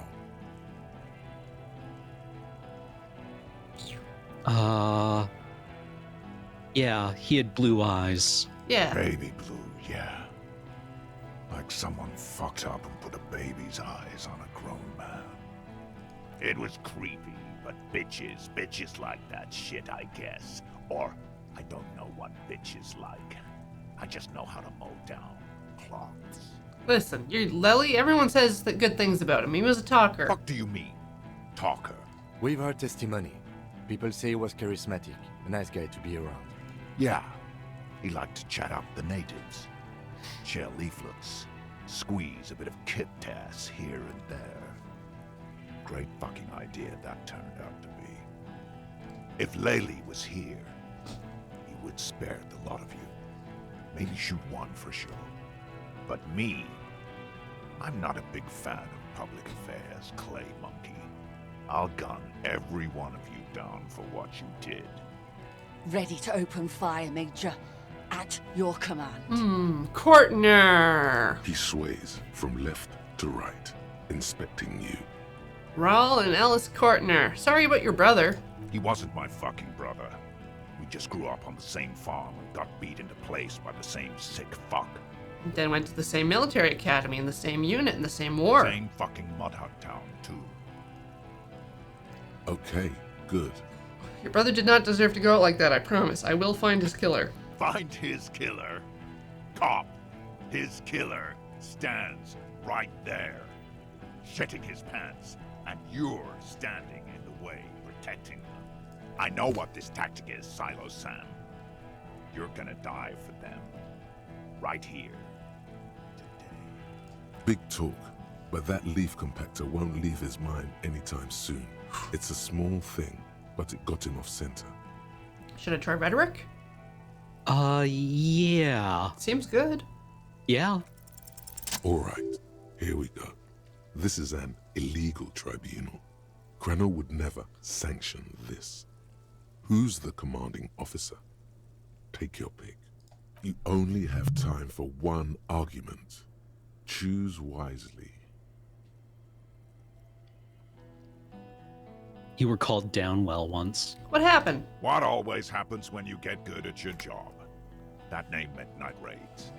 Fucking extrajudicial funky time. Burn villages. Shit that sounds bad on the radio. The same thing happened when we were called whatever the fuck it was. Probably won't be called Crenell for much longer, either. Not after this shit. Okay, it's not much, but he's thinking about something else, and his hand is off the gun. This did something. Easy now. Tell them these men didn't do it. There's a peaceful way out. Mm-hmm. Yeah.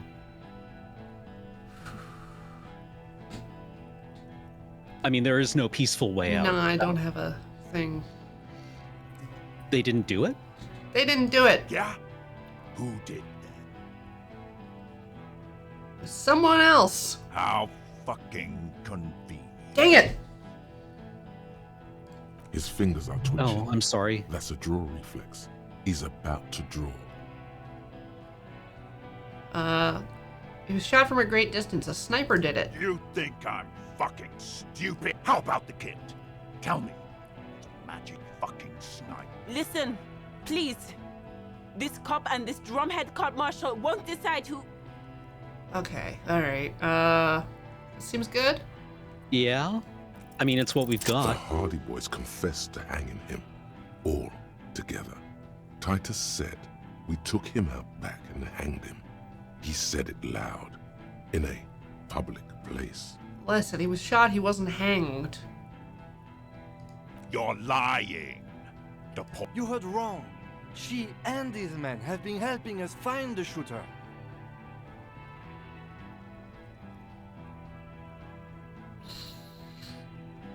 One?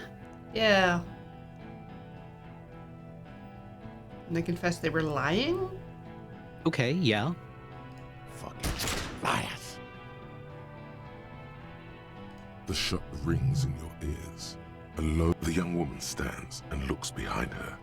The shot has flown over her head. I missed. I know what I heard, Corty. They said they killed him. They said it was a good way to end a Sunday night. That doesn't sound good. You need to change the topic now. What topic? Shots have been fired. Act before it's too late. This was a close call. Yeah. Yeah. Yep. I guess this is it. Okay. Come on, Necktie. You suck! You stupid ass! You throw the bomb and it's way off. It's a fiasco, Bratan! Even at this distance, you can still make out the ugly tie suspended in blue liquid. It looks extremely worried. Wait, what's the story between us? What? Like, how did I get you, or... You were a sad drunk who bought an ugly tie. Who gives a shit? Everyone is going to die because our plan failed. I have no idea how you're going to get out of this. No idea. It's not gonna hit? No, it's off. Way off. I told you. The man it was supposed to hit is looking over his shoulder to see where it went. And he can't see it. It's that off. This is it! I'm gonna hit the ground and burn away now! Most of the people in this yard are gonna die, if not all! Probably you too! It's a complete disaster! No, not a disaster. Weave this into the story of you. Walk out of its ruins. Save those who still can be saved. I'm on your side. And the lieutenant, too. And the men behind your back, drawing their weapons. You can live. You can get out of this. What's gonna happen now? What's going to happen now? Everyone's going to die! Sorry. I kind of just want to see what happens, and then I'll reload and do it right. Yeah. Well, like, I bet you are! Around you, time starts moving again. The sounds of violence and panic.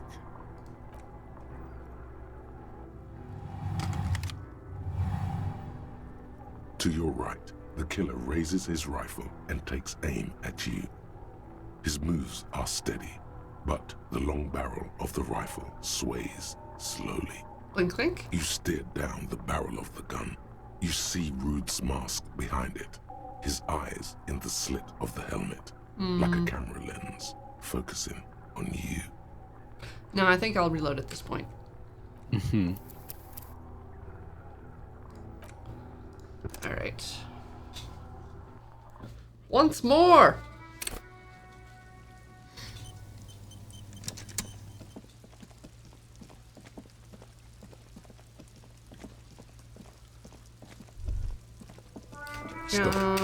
Yes. Like, yeah. I think I might turn the sound off and just kind Just go of through it. fast forward.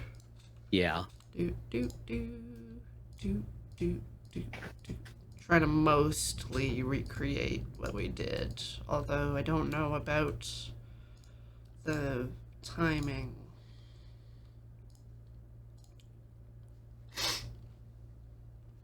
Do want him to make him think about the leaf compactor.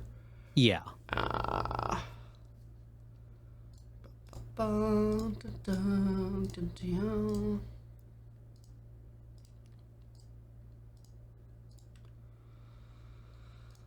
about the hanged man. Oops. See, this is what I don't like about these games. There's very little way for us to have... We didn't do anything wrong, really.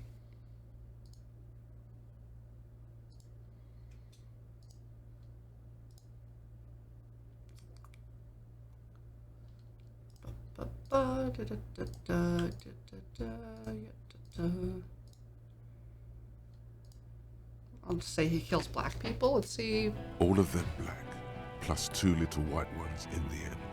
Kills black people? That's right. T, let's fucking do it. G. Easy. Easy now. Oof. Yeah.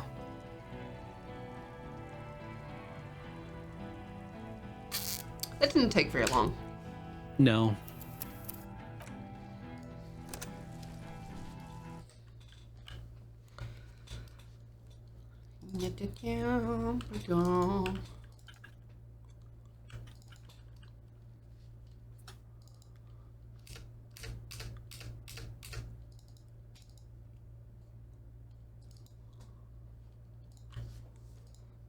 Like, the game does do a good job of making you feel like failure can be a part of, you know, it's an interesting story, but it still does feel like failure. Yeah. Or it's still unambiguously failure. Mm-hmm.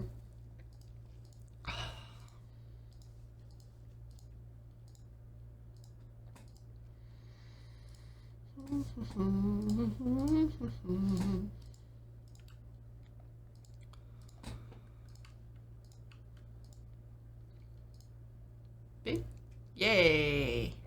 All right. Gordy. Yes. Yes. He had blue eyes. Make him nostalgic first. Courtner. Yep. Yep. Yep. Good talker. Yep. Yep. Yep. Yep. And his parents left him in a leaf compactor. All right. So now let's think of an argument. And talk about the ranks.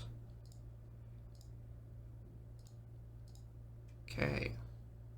Now There's let's a peaceful see. way out. This time, Gadget.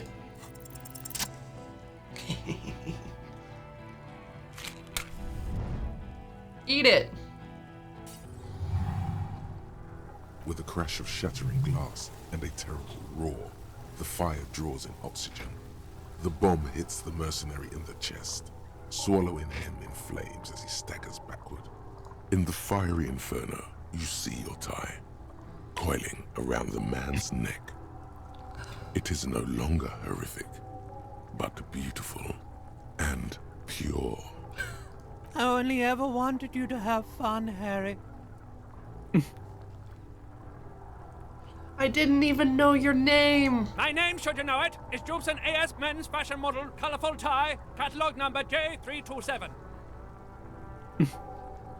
What's going on with that guy? This guy, well, his face has cracked open into a scream of terror.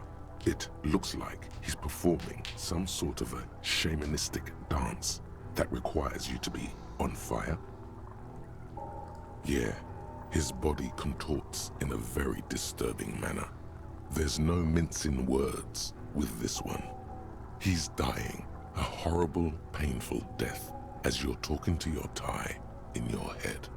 Smells like a steak on the grill. The burning flesh in your nostrils. May he find peace by his stepbrother. It's good to see you still have capacity for compassion, my friend. Deep down, you are a good man. How did we meet? One day, a sad man walked into a clothing store. He looked really darn like he hadn't had fun in years.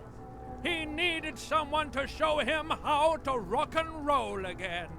Jubson AS Catalog Number J327 shone on the tie rack, trying to get his attention. The sad man picked it up and put it on.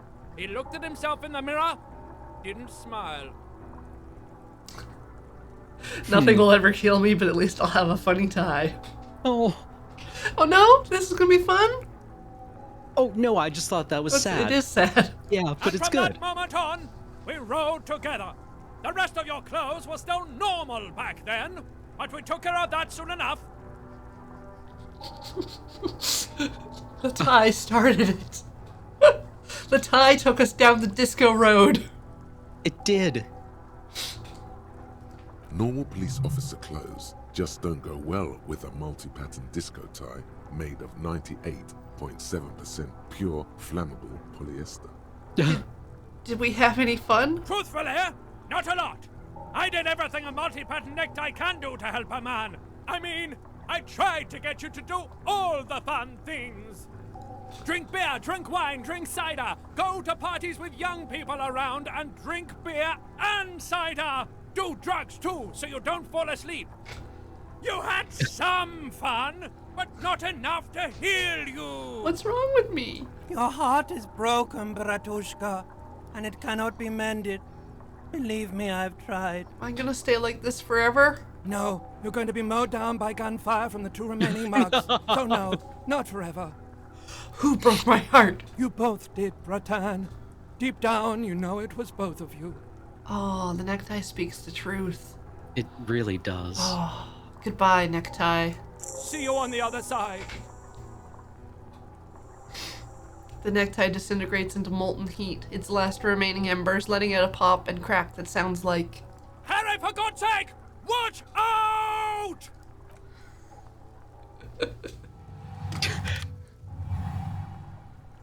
To your right, the killer raises his rifle and takes aim at you. His moves are steady, but the long barrel of the rifle sways slowly. We just have to move, right? But if we track where Kim is, it helps us? Maybe? Okay. Doesn't it? Okay. I don't know. I'm concerned about Kim. Yeah. From the corner of your eye, you see the lieutenant raise his pistol and aim it at Rude. He's trying to find a straight line of sight before the rifleman can take you out. In the background, the leader is still on fire. It's not easy.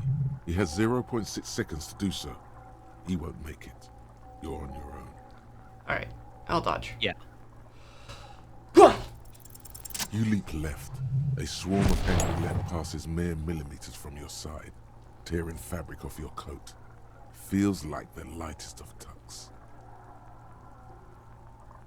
I cannot be killed. I become immortal. I like it. The man tilts his head, trying to see through the clearing smoke for the next shot. Watch out. To your left, DePaul is about to take a shot too, at Kim. God, please. He's aiming for the eye slot in Rude's helmet. An extremely difficult shot. 2 shots ring at once. One from the lieutenant's pistol, and the other from DePaul's. It's aimed at the lieutenant, but it misses. You hear a scream behind you. Glenn, stop absorbing all the bullets. Glenn, dying in a puddle of blood behind you. His mangled torso has 2 gunshot wounds. Blood gushes out of them like red geysers. Geezers? Oh, Is it God. because he's old? Watch out. Was you see old? 2 crazed eyes stare at you through the burning meat and the flames. With his face boiling off, the man raises his pistol. Look him at the you. eye. Yeah. The look of vengeance framed by melting skin. This is the last thing he will do on Earth. But he will do it. He will end you.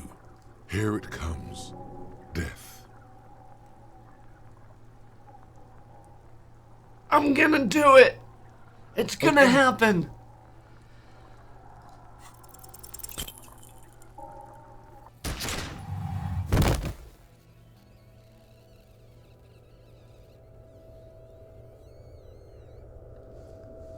You can't.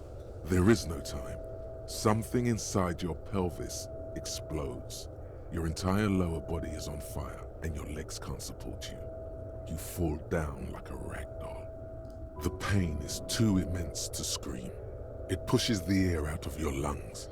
Everything goes dark.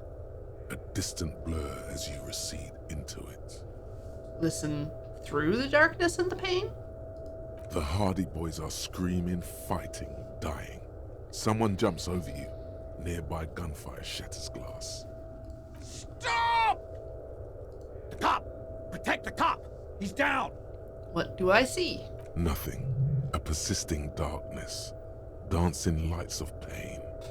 Distant shadows cast by them. Like a hellish play. You're bleeding out.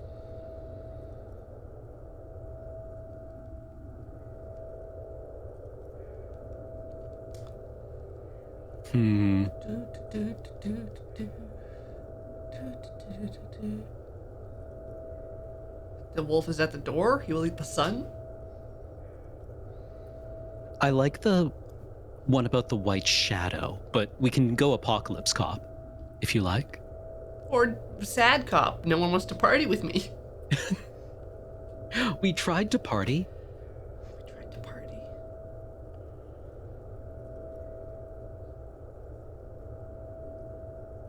Yeah, the white shadow is just really tasty. Yeah. There's a white shadow that smells like apricots. It's always there. Stay with me.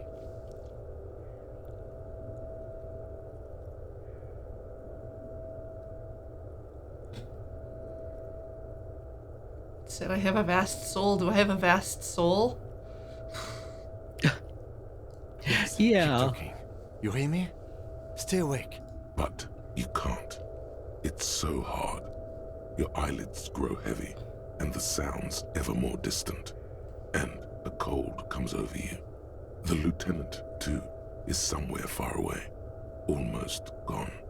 When suddenly, you sense a slender white shadow towering, Someone stands there, raising her pistol at him. The lieutenant does not see it. He's pushing down on your wound with both hands. Scream immediately. He's gonna die. Alright. Yeah. Kim, no! No, you scream. Behind you, from your bloody lips, your eyes are full of fear. There is no room for hesitation. The lieutenant turns around and fires, his body falling on yours in the course of the motion. You hear a faint scream, a woman's. Then the sound disappears, like someone pressed stop on the tape. The woman is gone. So is Kim. Then the whole world.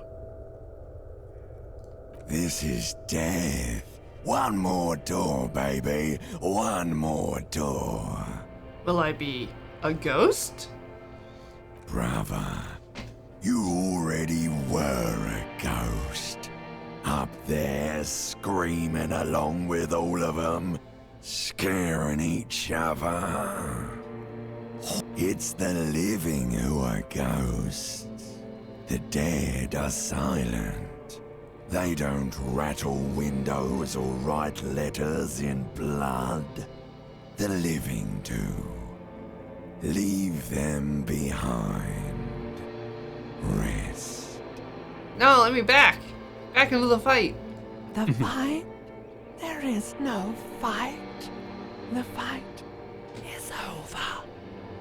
It was lost 1,000 years ago. You have laid here forever.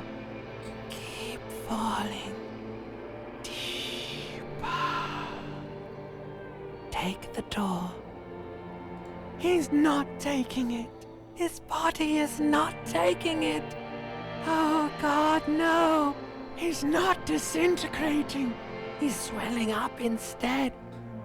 Over the hours, hurting, moaning in his sleep, and rotting, and being disinfected, and smelling of drugs, and feeling saliva in his mouth, drifting in painkillers, thrashing in his wound sleep.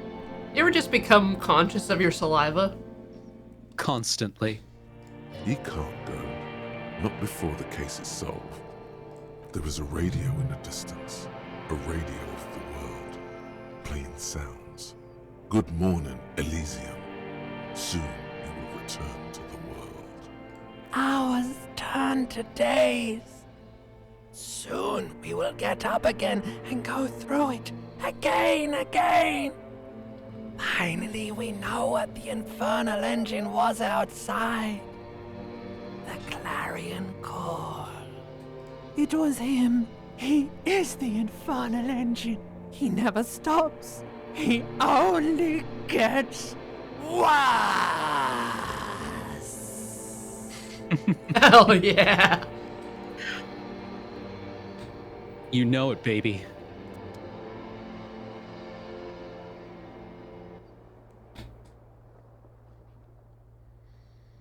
You see the lieutenant's familiar shape in the orange jacket. It turns double, then triple, from the pain. Kim. Sunrise, Parabellum. To prepare for war, you must, or to prepare for peace, you must ready yourself for war. But it's also what our gun said. Yeah, parabellum is a kind of ammunition, or a manufacturer of ammunition. Or it's now a standard that came from a manufacturer. What did you say? Sunrise? Sunrise Parabellum. Sunrise, prepare for war. It's an old revolutionary saying. Isn't that written on your... My gun. It's engraved on it. Cops like it. Is it war today? The gates of the harbor are boarded up. The streets are a little more empty. Apocalyptic violence is yet to erupt, I am relieved to say. I think we may have held it off, for now. Barely. Ouch. That's right. Ouch, indeed. Ouch. It's not ouch time yet. We just got the dopamine pill an hour ago. It's ouch Wait time until whenever it I wears say off. ouch. The room, it's clean. Mr. Gart cleaned it. It took him an entire day. How long have I been out? 2 days, in and out. You've been up enough to take Dramamine and curse. And drink water. I never actually got him to wear the piss jacket, but I kind of want the conversation about it. The piss jacket, Kim, you took it off? Yes. The joke wasn't funny anymore. I took it off. The close proximity of death must have made the lieutenant contemplate his life choices. He's done with the jacket. How bad am I hurt? Reasonably bad. You were shot in the left quadriceps. That's your thigh. The outer side, thankfully, no major arteries were nicked. The bullet was removed and a bacterial infection treated with mercurochrome. What's mercurochrome? That sounds bad. Sounds like they Yeah. laminated my body. Mercurochrome, I think, was before, like, God, well, that's definitely something pre-antibiotics. Can I walk? We will see. If it's possible, then by pure willpower alone, you are going to have to become a psycho-locomotor. I'm a psycholocomotor. Good. You'll need to be. Whatever that is. Are you hurt? Not very. I have a concussion from that woman beating me with the butt of her gun. I tried to not move too much. Things would be worse if you didn't warn me. Thank you. I did not see her coming. Stupid of me. Has anyone from my station been to see me? No. A man and a woman sit in the front seat of an armored motor carriage. The woman is driving. The man lights a cigarette. Jean Vicmer is his name. The asphalt vanishes under the wheels of the machine. Ahead, harbor cranes rise to the sky. Back to that shithole, he says. Isn't that strange? I called your station after the fight. The injury was logged in. They told me they've sent officers to join you on the site. You haven't seen any, have you? I'm sure they're worried about you. That means he hasn't seen them around while you were out. They're not really worried about you. If they were, wouldn't they be here? If they're so worried about me, where are they? I don't know. He may have some idea, but he's not gonna get into it with you. That's between you and them, he thinks. If not my station, then who treated me? I did. I didn't know you could do that. It's part of a detective's task chain. You can do it too. Actually, you can. You can even remove a fractured bullet, it seems. Okay.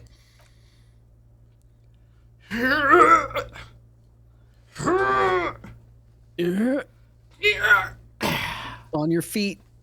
Easy now. Your balance is way off. You feel like you're about to fall over on that thing. How are you? Yeah. The lieutenant looks at you, teetering on your feet. What happened? What happened? You threw an improvised petroleum bomb at the major. A firefight ensued. The time made me do it. He does not answer, and searches for something in his coat pocket instead. Is he dead? Very. He died in the hospital. A blood-stained killer.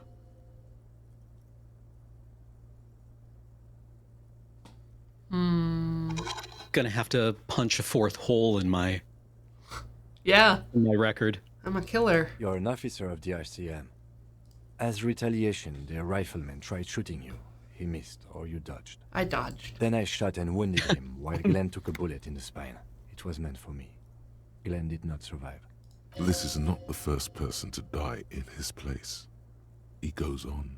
Titus, Fat Angus, and Theo charged. Angus and Theo did not make it.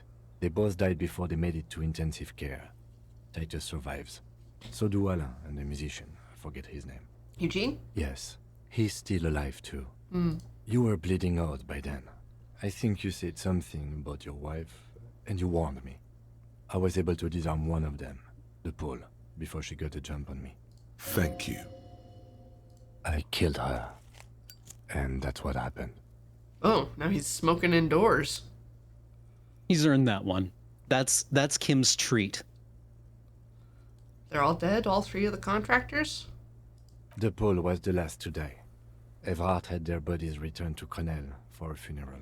The company is yet to retaliate. Why? Because we deterred them? Or Joyce did? Maybe the harbor in full lockdown is too costly a target. Or maybe they are simply taking their time and will attack soon. I don't know. So you also killed? He nods. How many casualties to the Union side total? 4. Glenn, Theo, Shanky, and Angus. The fat one, he took a lot of bullets. Okay. We didn't see Shanky die. No, we only saw Glenn. Yeah, but like he mentioned that Theo and Fat Angus died charging. Yeah. But no mention of Shanky. Even little Shanky. It's a total shit show, Kim. Yes, officer. 7 people are dead. It's not a success. 6! But what's done is done. The violence is cordoned off. The Hornets did not get into the beehive. The worst scenario has not materialized. Yet. And we are still alive. Both of us. He did not expect you both to survive once you stepped between those 2 armies. What now, Kim? I honestly don't know. Good, because I do. Do you? Because we can't talk to Everard. The harbor is in lockdown. Everyone in there is outside our grasp now. And Joyce has left too. Joyce is gone? Yes, she left yesterday morning. To meet the board of Wild Pines, or that is what I've heard.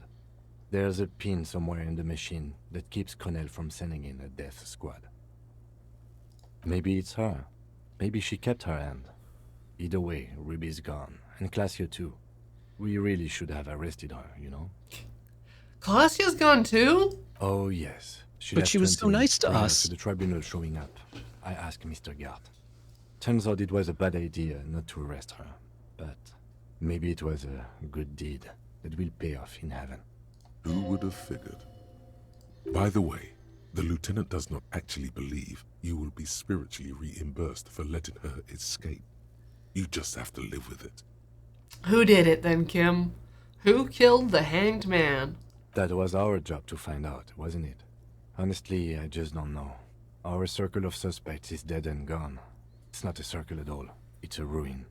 Honestly, I think our investigation has not produced a single credible suspect.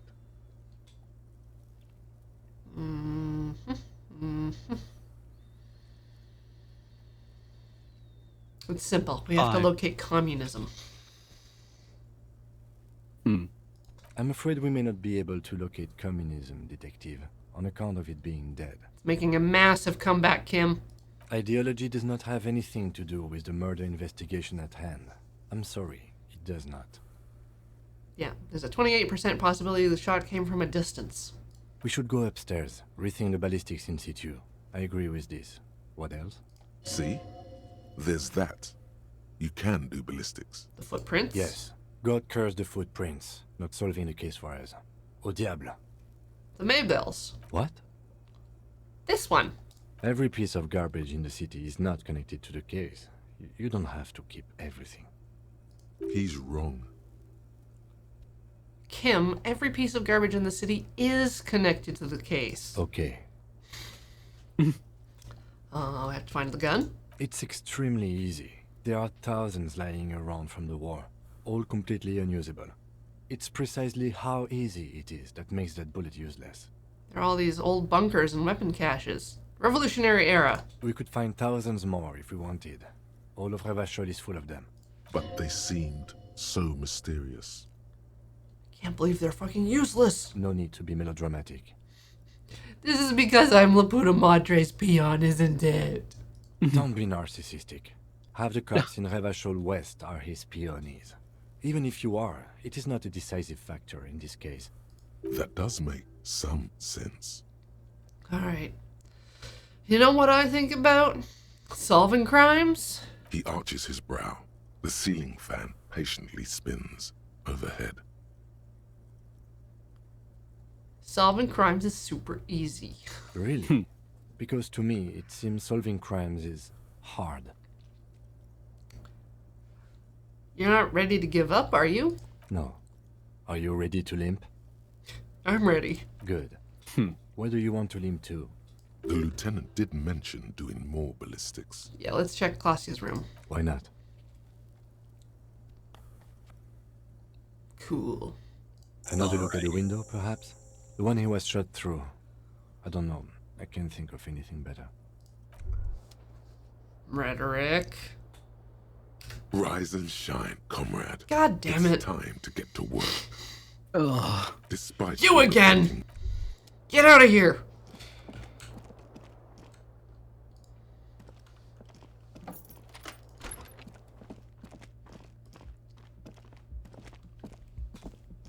Wait. Ooh. Maybe if you don't run, it'll be okay. Slow down. Yeah, gear down, big rig. Ooh. With red thread. Made of nylon. You see the same two neon-lit shapes. A man and a woman. Only now a red thread bisects the room, pointing from the antenna outside to the cupboard on the wall. This is ballistics. She's left a trajectory for us.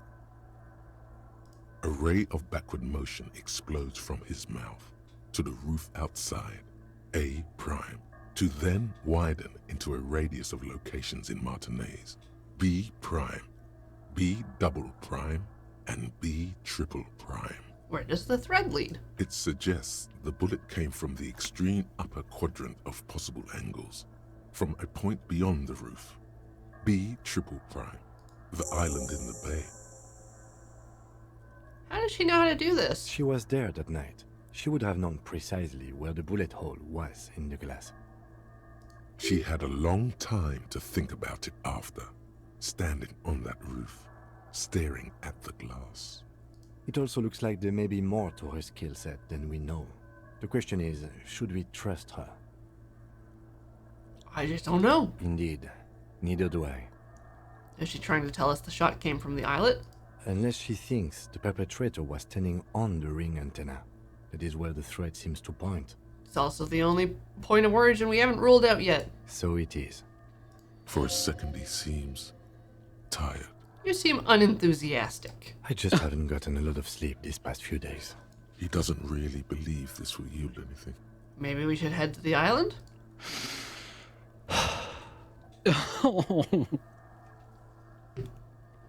Kim, let's go to the fucking island. Okay, let's go to the fucking island. How do we get there? Joyce Messier had her sloop, but she's gone. Lillian, the nitpicker, she's tarring her boat. Ah, yes, of course. The village. Let's go. All right. Let's go.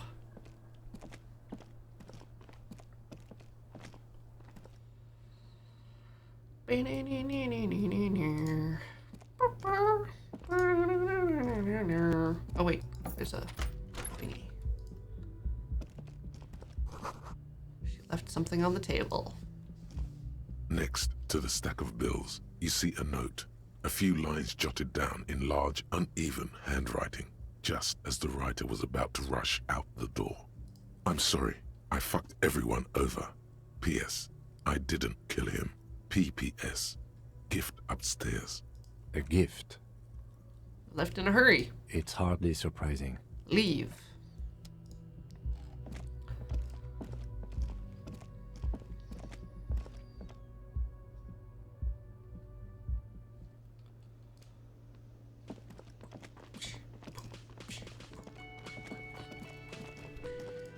Should we talk to Titus? Sure, yeah. Seeing you approach, the bruised man raises his bear in welcome. Crazy motherfucker. Didn't think you had that fury in you, but I guess I've misjudged a lot of people lately. There I was, thinking, where are we gonna find a tin opener large enough for those cans?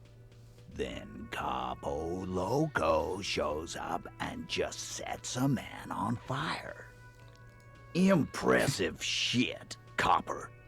None of us would be breathing right now if it wasn't for... I guess what I'm trying to say here is, thank you. This is big. It's as big of a thank you as Titus Hardy can muster under any circumstances. Do we just nod at each other? Do we do the Rex Shepherd? Rex? Shake his hand and nod in Shepherd? silence. Or do I talk about the gloaming? It's a bit dramatic. Yeah, all right, He's all right. had 4 people shot out from under him. Shake and nod. Including his brother. How can I I think. Maybe. Maybe. I like the idea that Angus is his brother. Spiritual brother. Yeah. From the fraternity of the Hardy Boys. Aren't we all Hardy Boys? Really? Do you know what happened to Claxia? Don't know. Don't care. I'll be glad if I never see that fucking woman again. Even after all that hell, he's still bitter about her? You really liked her, didn't you? Nope. He did. Same here, man. He shrugs and tries to look uninterested. His clenched jaw says otherwise. If anything, it's another score for him to settle one day. It'll have to wait for now. Condolences? Yeah. Yeah. Sorry I think about the so. people you lost. Dio was old. I think he'd be pretty happy with the way he went. Never could imagine him withering away on a sickbed. But Angus, he was just a stupid kid. Didn't realize the mess he'd gotten into. Trusted me. Still, the balls on that kid. Went down fighting for someone else's shit like a fat, angry bear. Here it comes. The last one is the worst one. He only deals with it by drinking copious amounts of 8% beer. And Glenn was my friend. Best I've ever had. I'd love that crazy homo like my own brother. We're all fucked without him. But what do you do? Wait, this where's- job is shit. Where's Shanky? Dennis, that poor little rat is dead too. I always thought he'd run. But no, he stayed. Stupid, brave fella. He didn't like him. That only makes it worse. Sorry it went like that. Well, yeah. Memento mori. Right. What does that mean? It means you might die tomorrow. So live every day like it's your last. Ain't that right, fellas? Absolutely.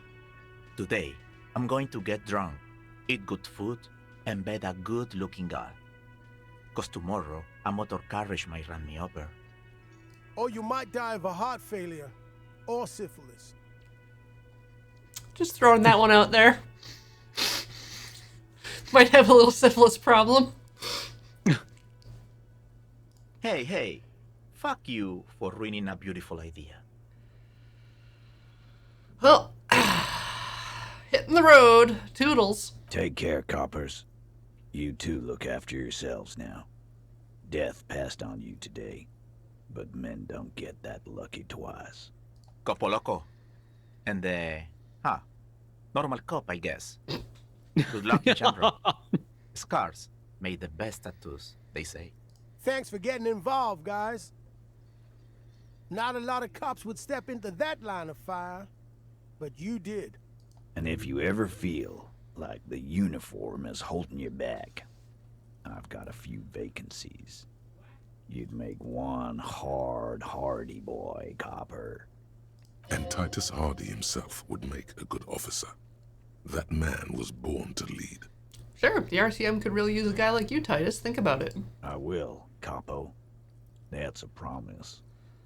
Now scoot, 'cause the Hardy boys got some mourning and drinking to do. Take it easy on the drink.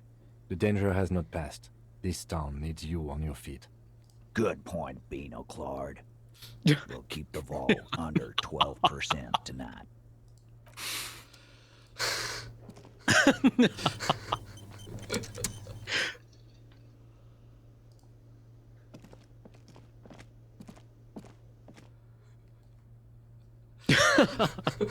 God, I just love. I want this art somehow.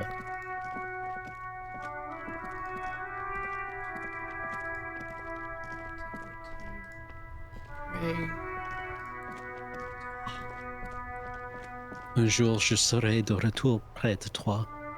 One day I will return to your side. Light it up.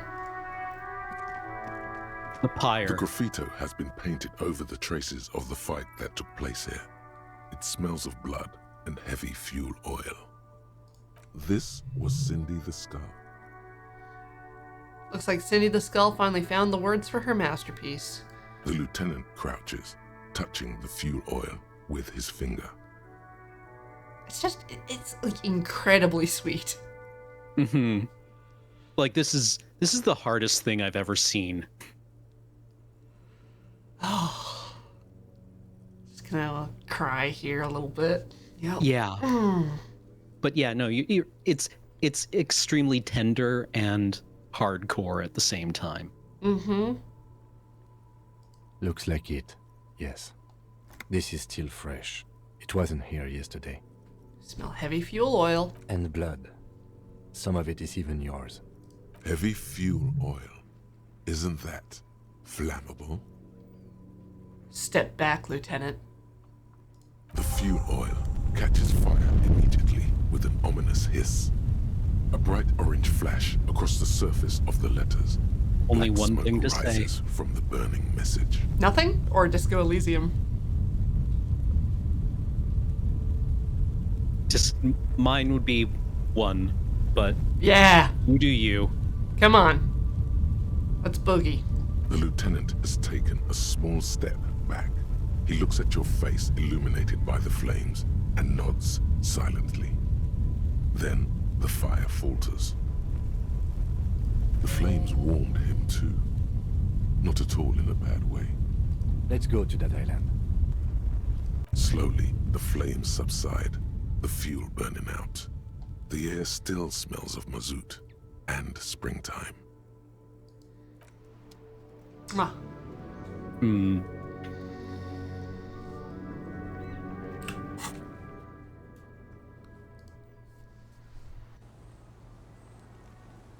Okay. Let's take the boat across and then end the stream. Yeah.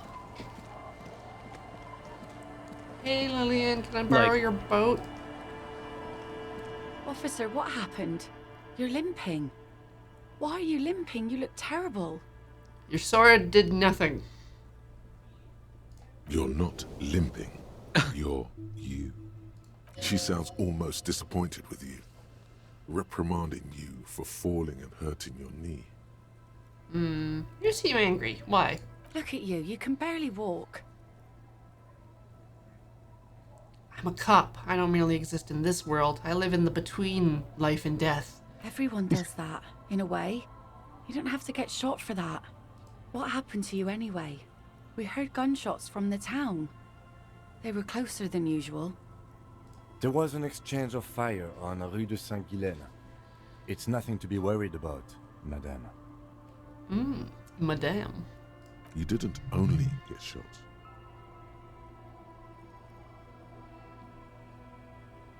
I dodged the second shot. I can also get not shot. Well, good for you. Yeah. I have questions for you. Of course. We Can I need help to- you with something? We need to get to the island. That won't be a problem. It's wind still and the tar just dried. We've got 2 days of relative sunshine ahead.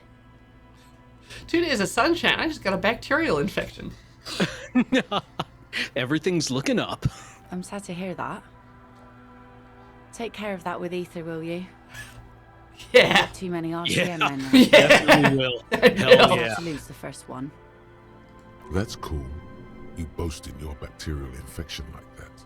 Yeah, it's cool. Yeah, Can that we- is pretty cool. Can we borrow your That- boat? If you promise to bring it back, and no scraping the hull. I just got it nice and yellow. And no drinking on the boat. And no joyriding either. What about sad riding? Of course, ma'am. It's only for a day or two. Official police business. Aye. What if I want to rock? See, that makes me not want to lend you my skiff. On a boat, rocking leads to capsizing. That there is an absolutely 100% rock-free skiff. You got that? All right, thank you. We'll use your skiff to get there then. Please be conservative with the fuel, will you?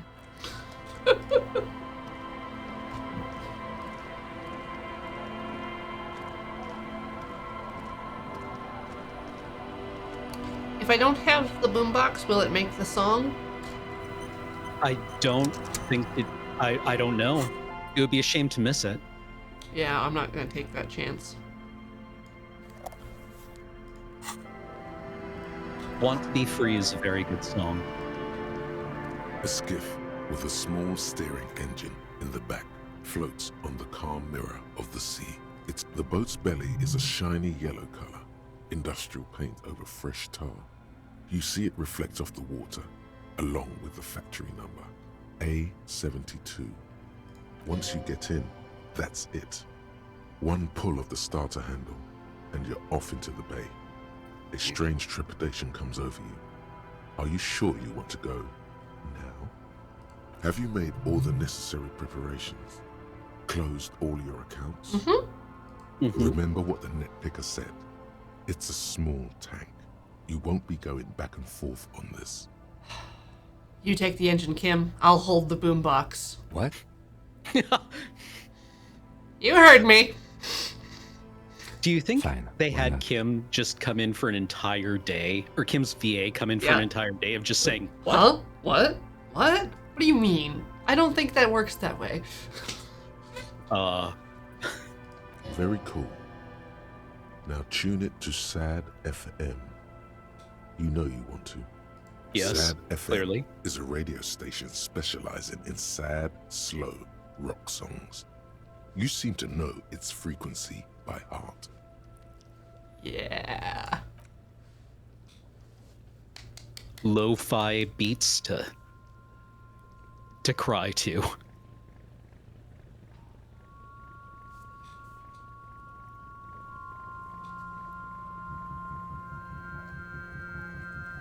Want to be free. Want to be free. It will last forever.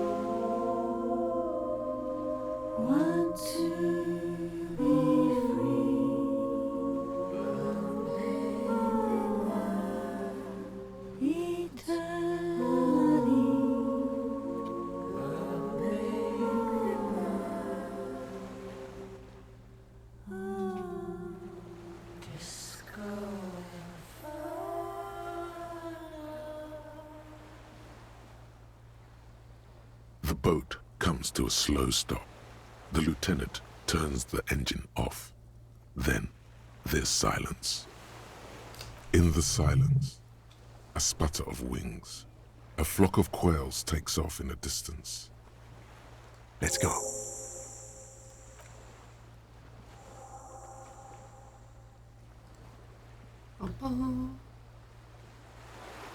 Save. All right. That's it All for right. today. Thank you, everybody, for being here, and especially to those who subscribed. Starting with the awesome 1v2, 34 months, almost at 3 year. 2 Men in a Horse Costume came back for the 27th month. Thank you. And they gave us 100 bits. Thank you. Super generous. Zombie Willard Gibbs has come back for the 9th month. Thank you. Foxmar 320, 100 months, the 1 year. Nice. Thagnok came back for the 33rd month. Watching this playthrough as me doing a shiver run. It's so weird. Good. I like it. Bacon Lords, 12 months, the 1 year. Reynard Recca came back for the 64th month. Hey, 64 is such a good number. Feels nice. Spethy Cakes, 19 months, also nice. Darkholm Tank just subbed. Welcome. Thank you for deciding to support us. Grim Angel 53, 6 months. Neat. I made it to 6 months. Congrats. Mr. Verite has come back for the 34th month. Thank you. Ariel 15, 52 months. 52 months. That's like a year or something, right? It is. Ty Pulsar, Titanium Pulsar, Tipulsar, 85 has come back for the 54th month. Break some legs. Sable Drake 30 months. Thank you. Zephram Trip has come back for the 3rd month. Thank you. And Xanto69 has cheered with 50 bits. The bits. Thank you all. I think with where we are at, the next Disco Elysium stream will be the last. Yes. Coming up in half an hour, we have Bloodborne, I believe. Are we still Bloodborning? Oh my god. I believe so. I believe they are Bloodborning. Yes. Yes. Okay. And then tomorrow, Wednesday, Watch and Play. Watch and Play. Who knows what that could be? Mayhem. And then they're playing Istanbul on AFK. Thursday, Lair MTG in the afternoon, and then we are back with more Gloom's Haven with the Gloom Have Nots. I'm sorry, I like the name. I'm not opposed. I feel like we're better than that. You know that's a lie. I know it's a lie. But we can work on it. And speaking of knowing better, after that, B just was back with his play it forward of Metroid Other M. And then there's some other stuff happening in the rest of the week. You can check the schedule at loadingreadyrun.com/live. Shout out to the YouTubes. Tell us what your favorite beverage is. And thank you to people who sub on YouTube. They can ask us questions on the monthly Askler. Be sure to do that if you've gone through the effort of giving us money. And let's not forget about Patreon, who keeps the lights on. Indeed. Yep. That is it for today. I will see you all Thursday. Bye.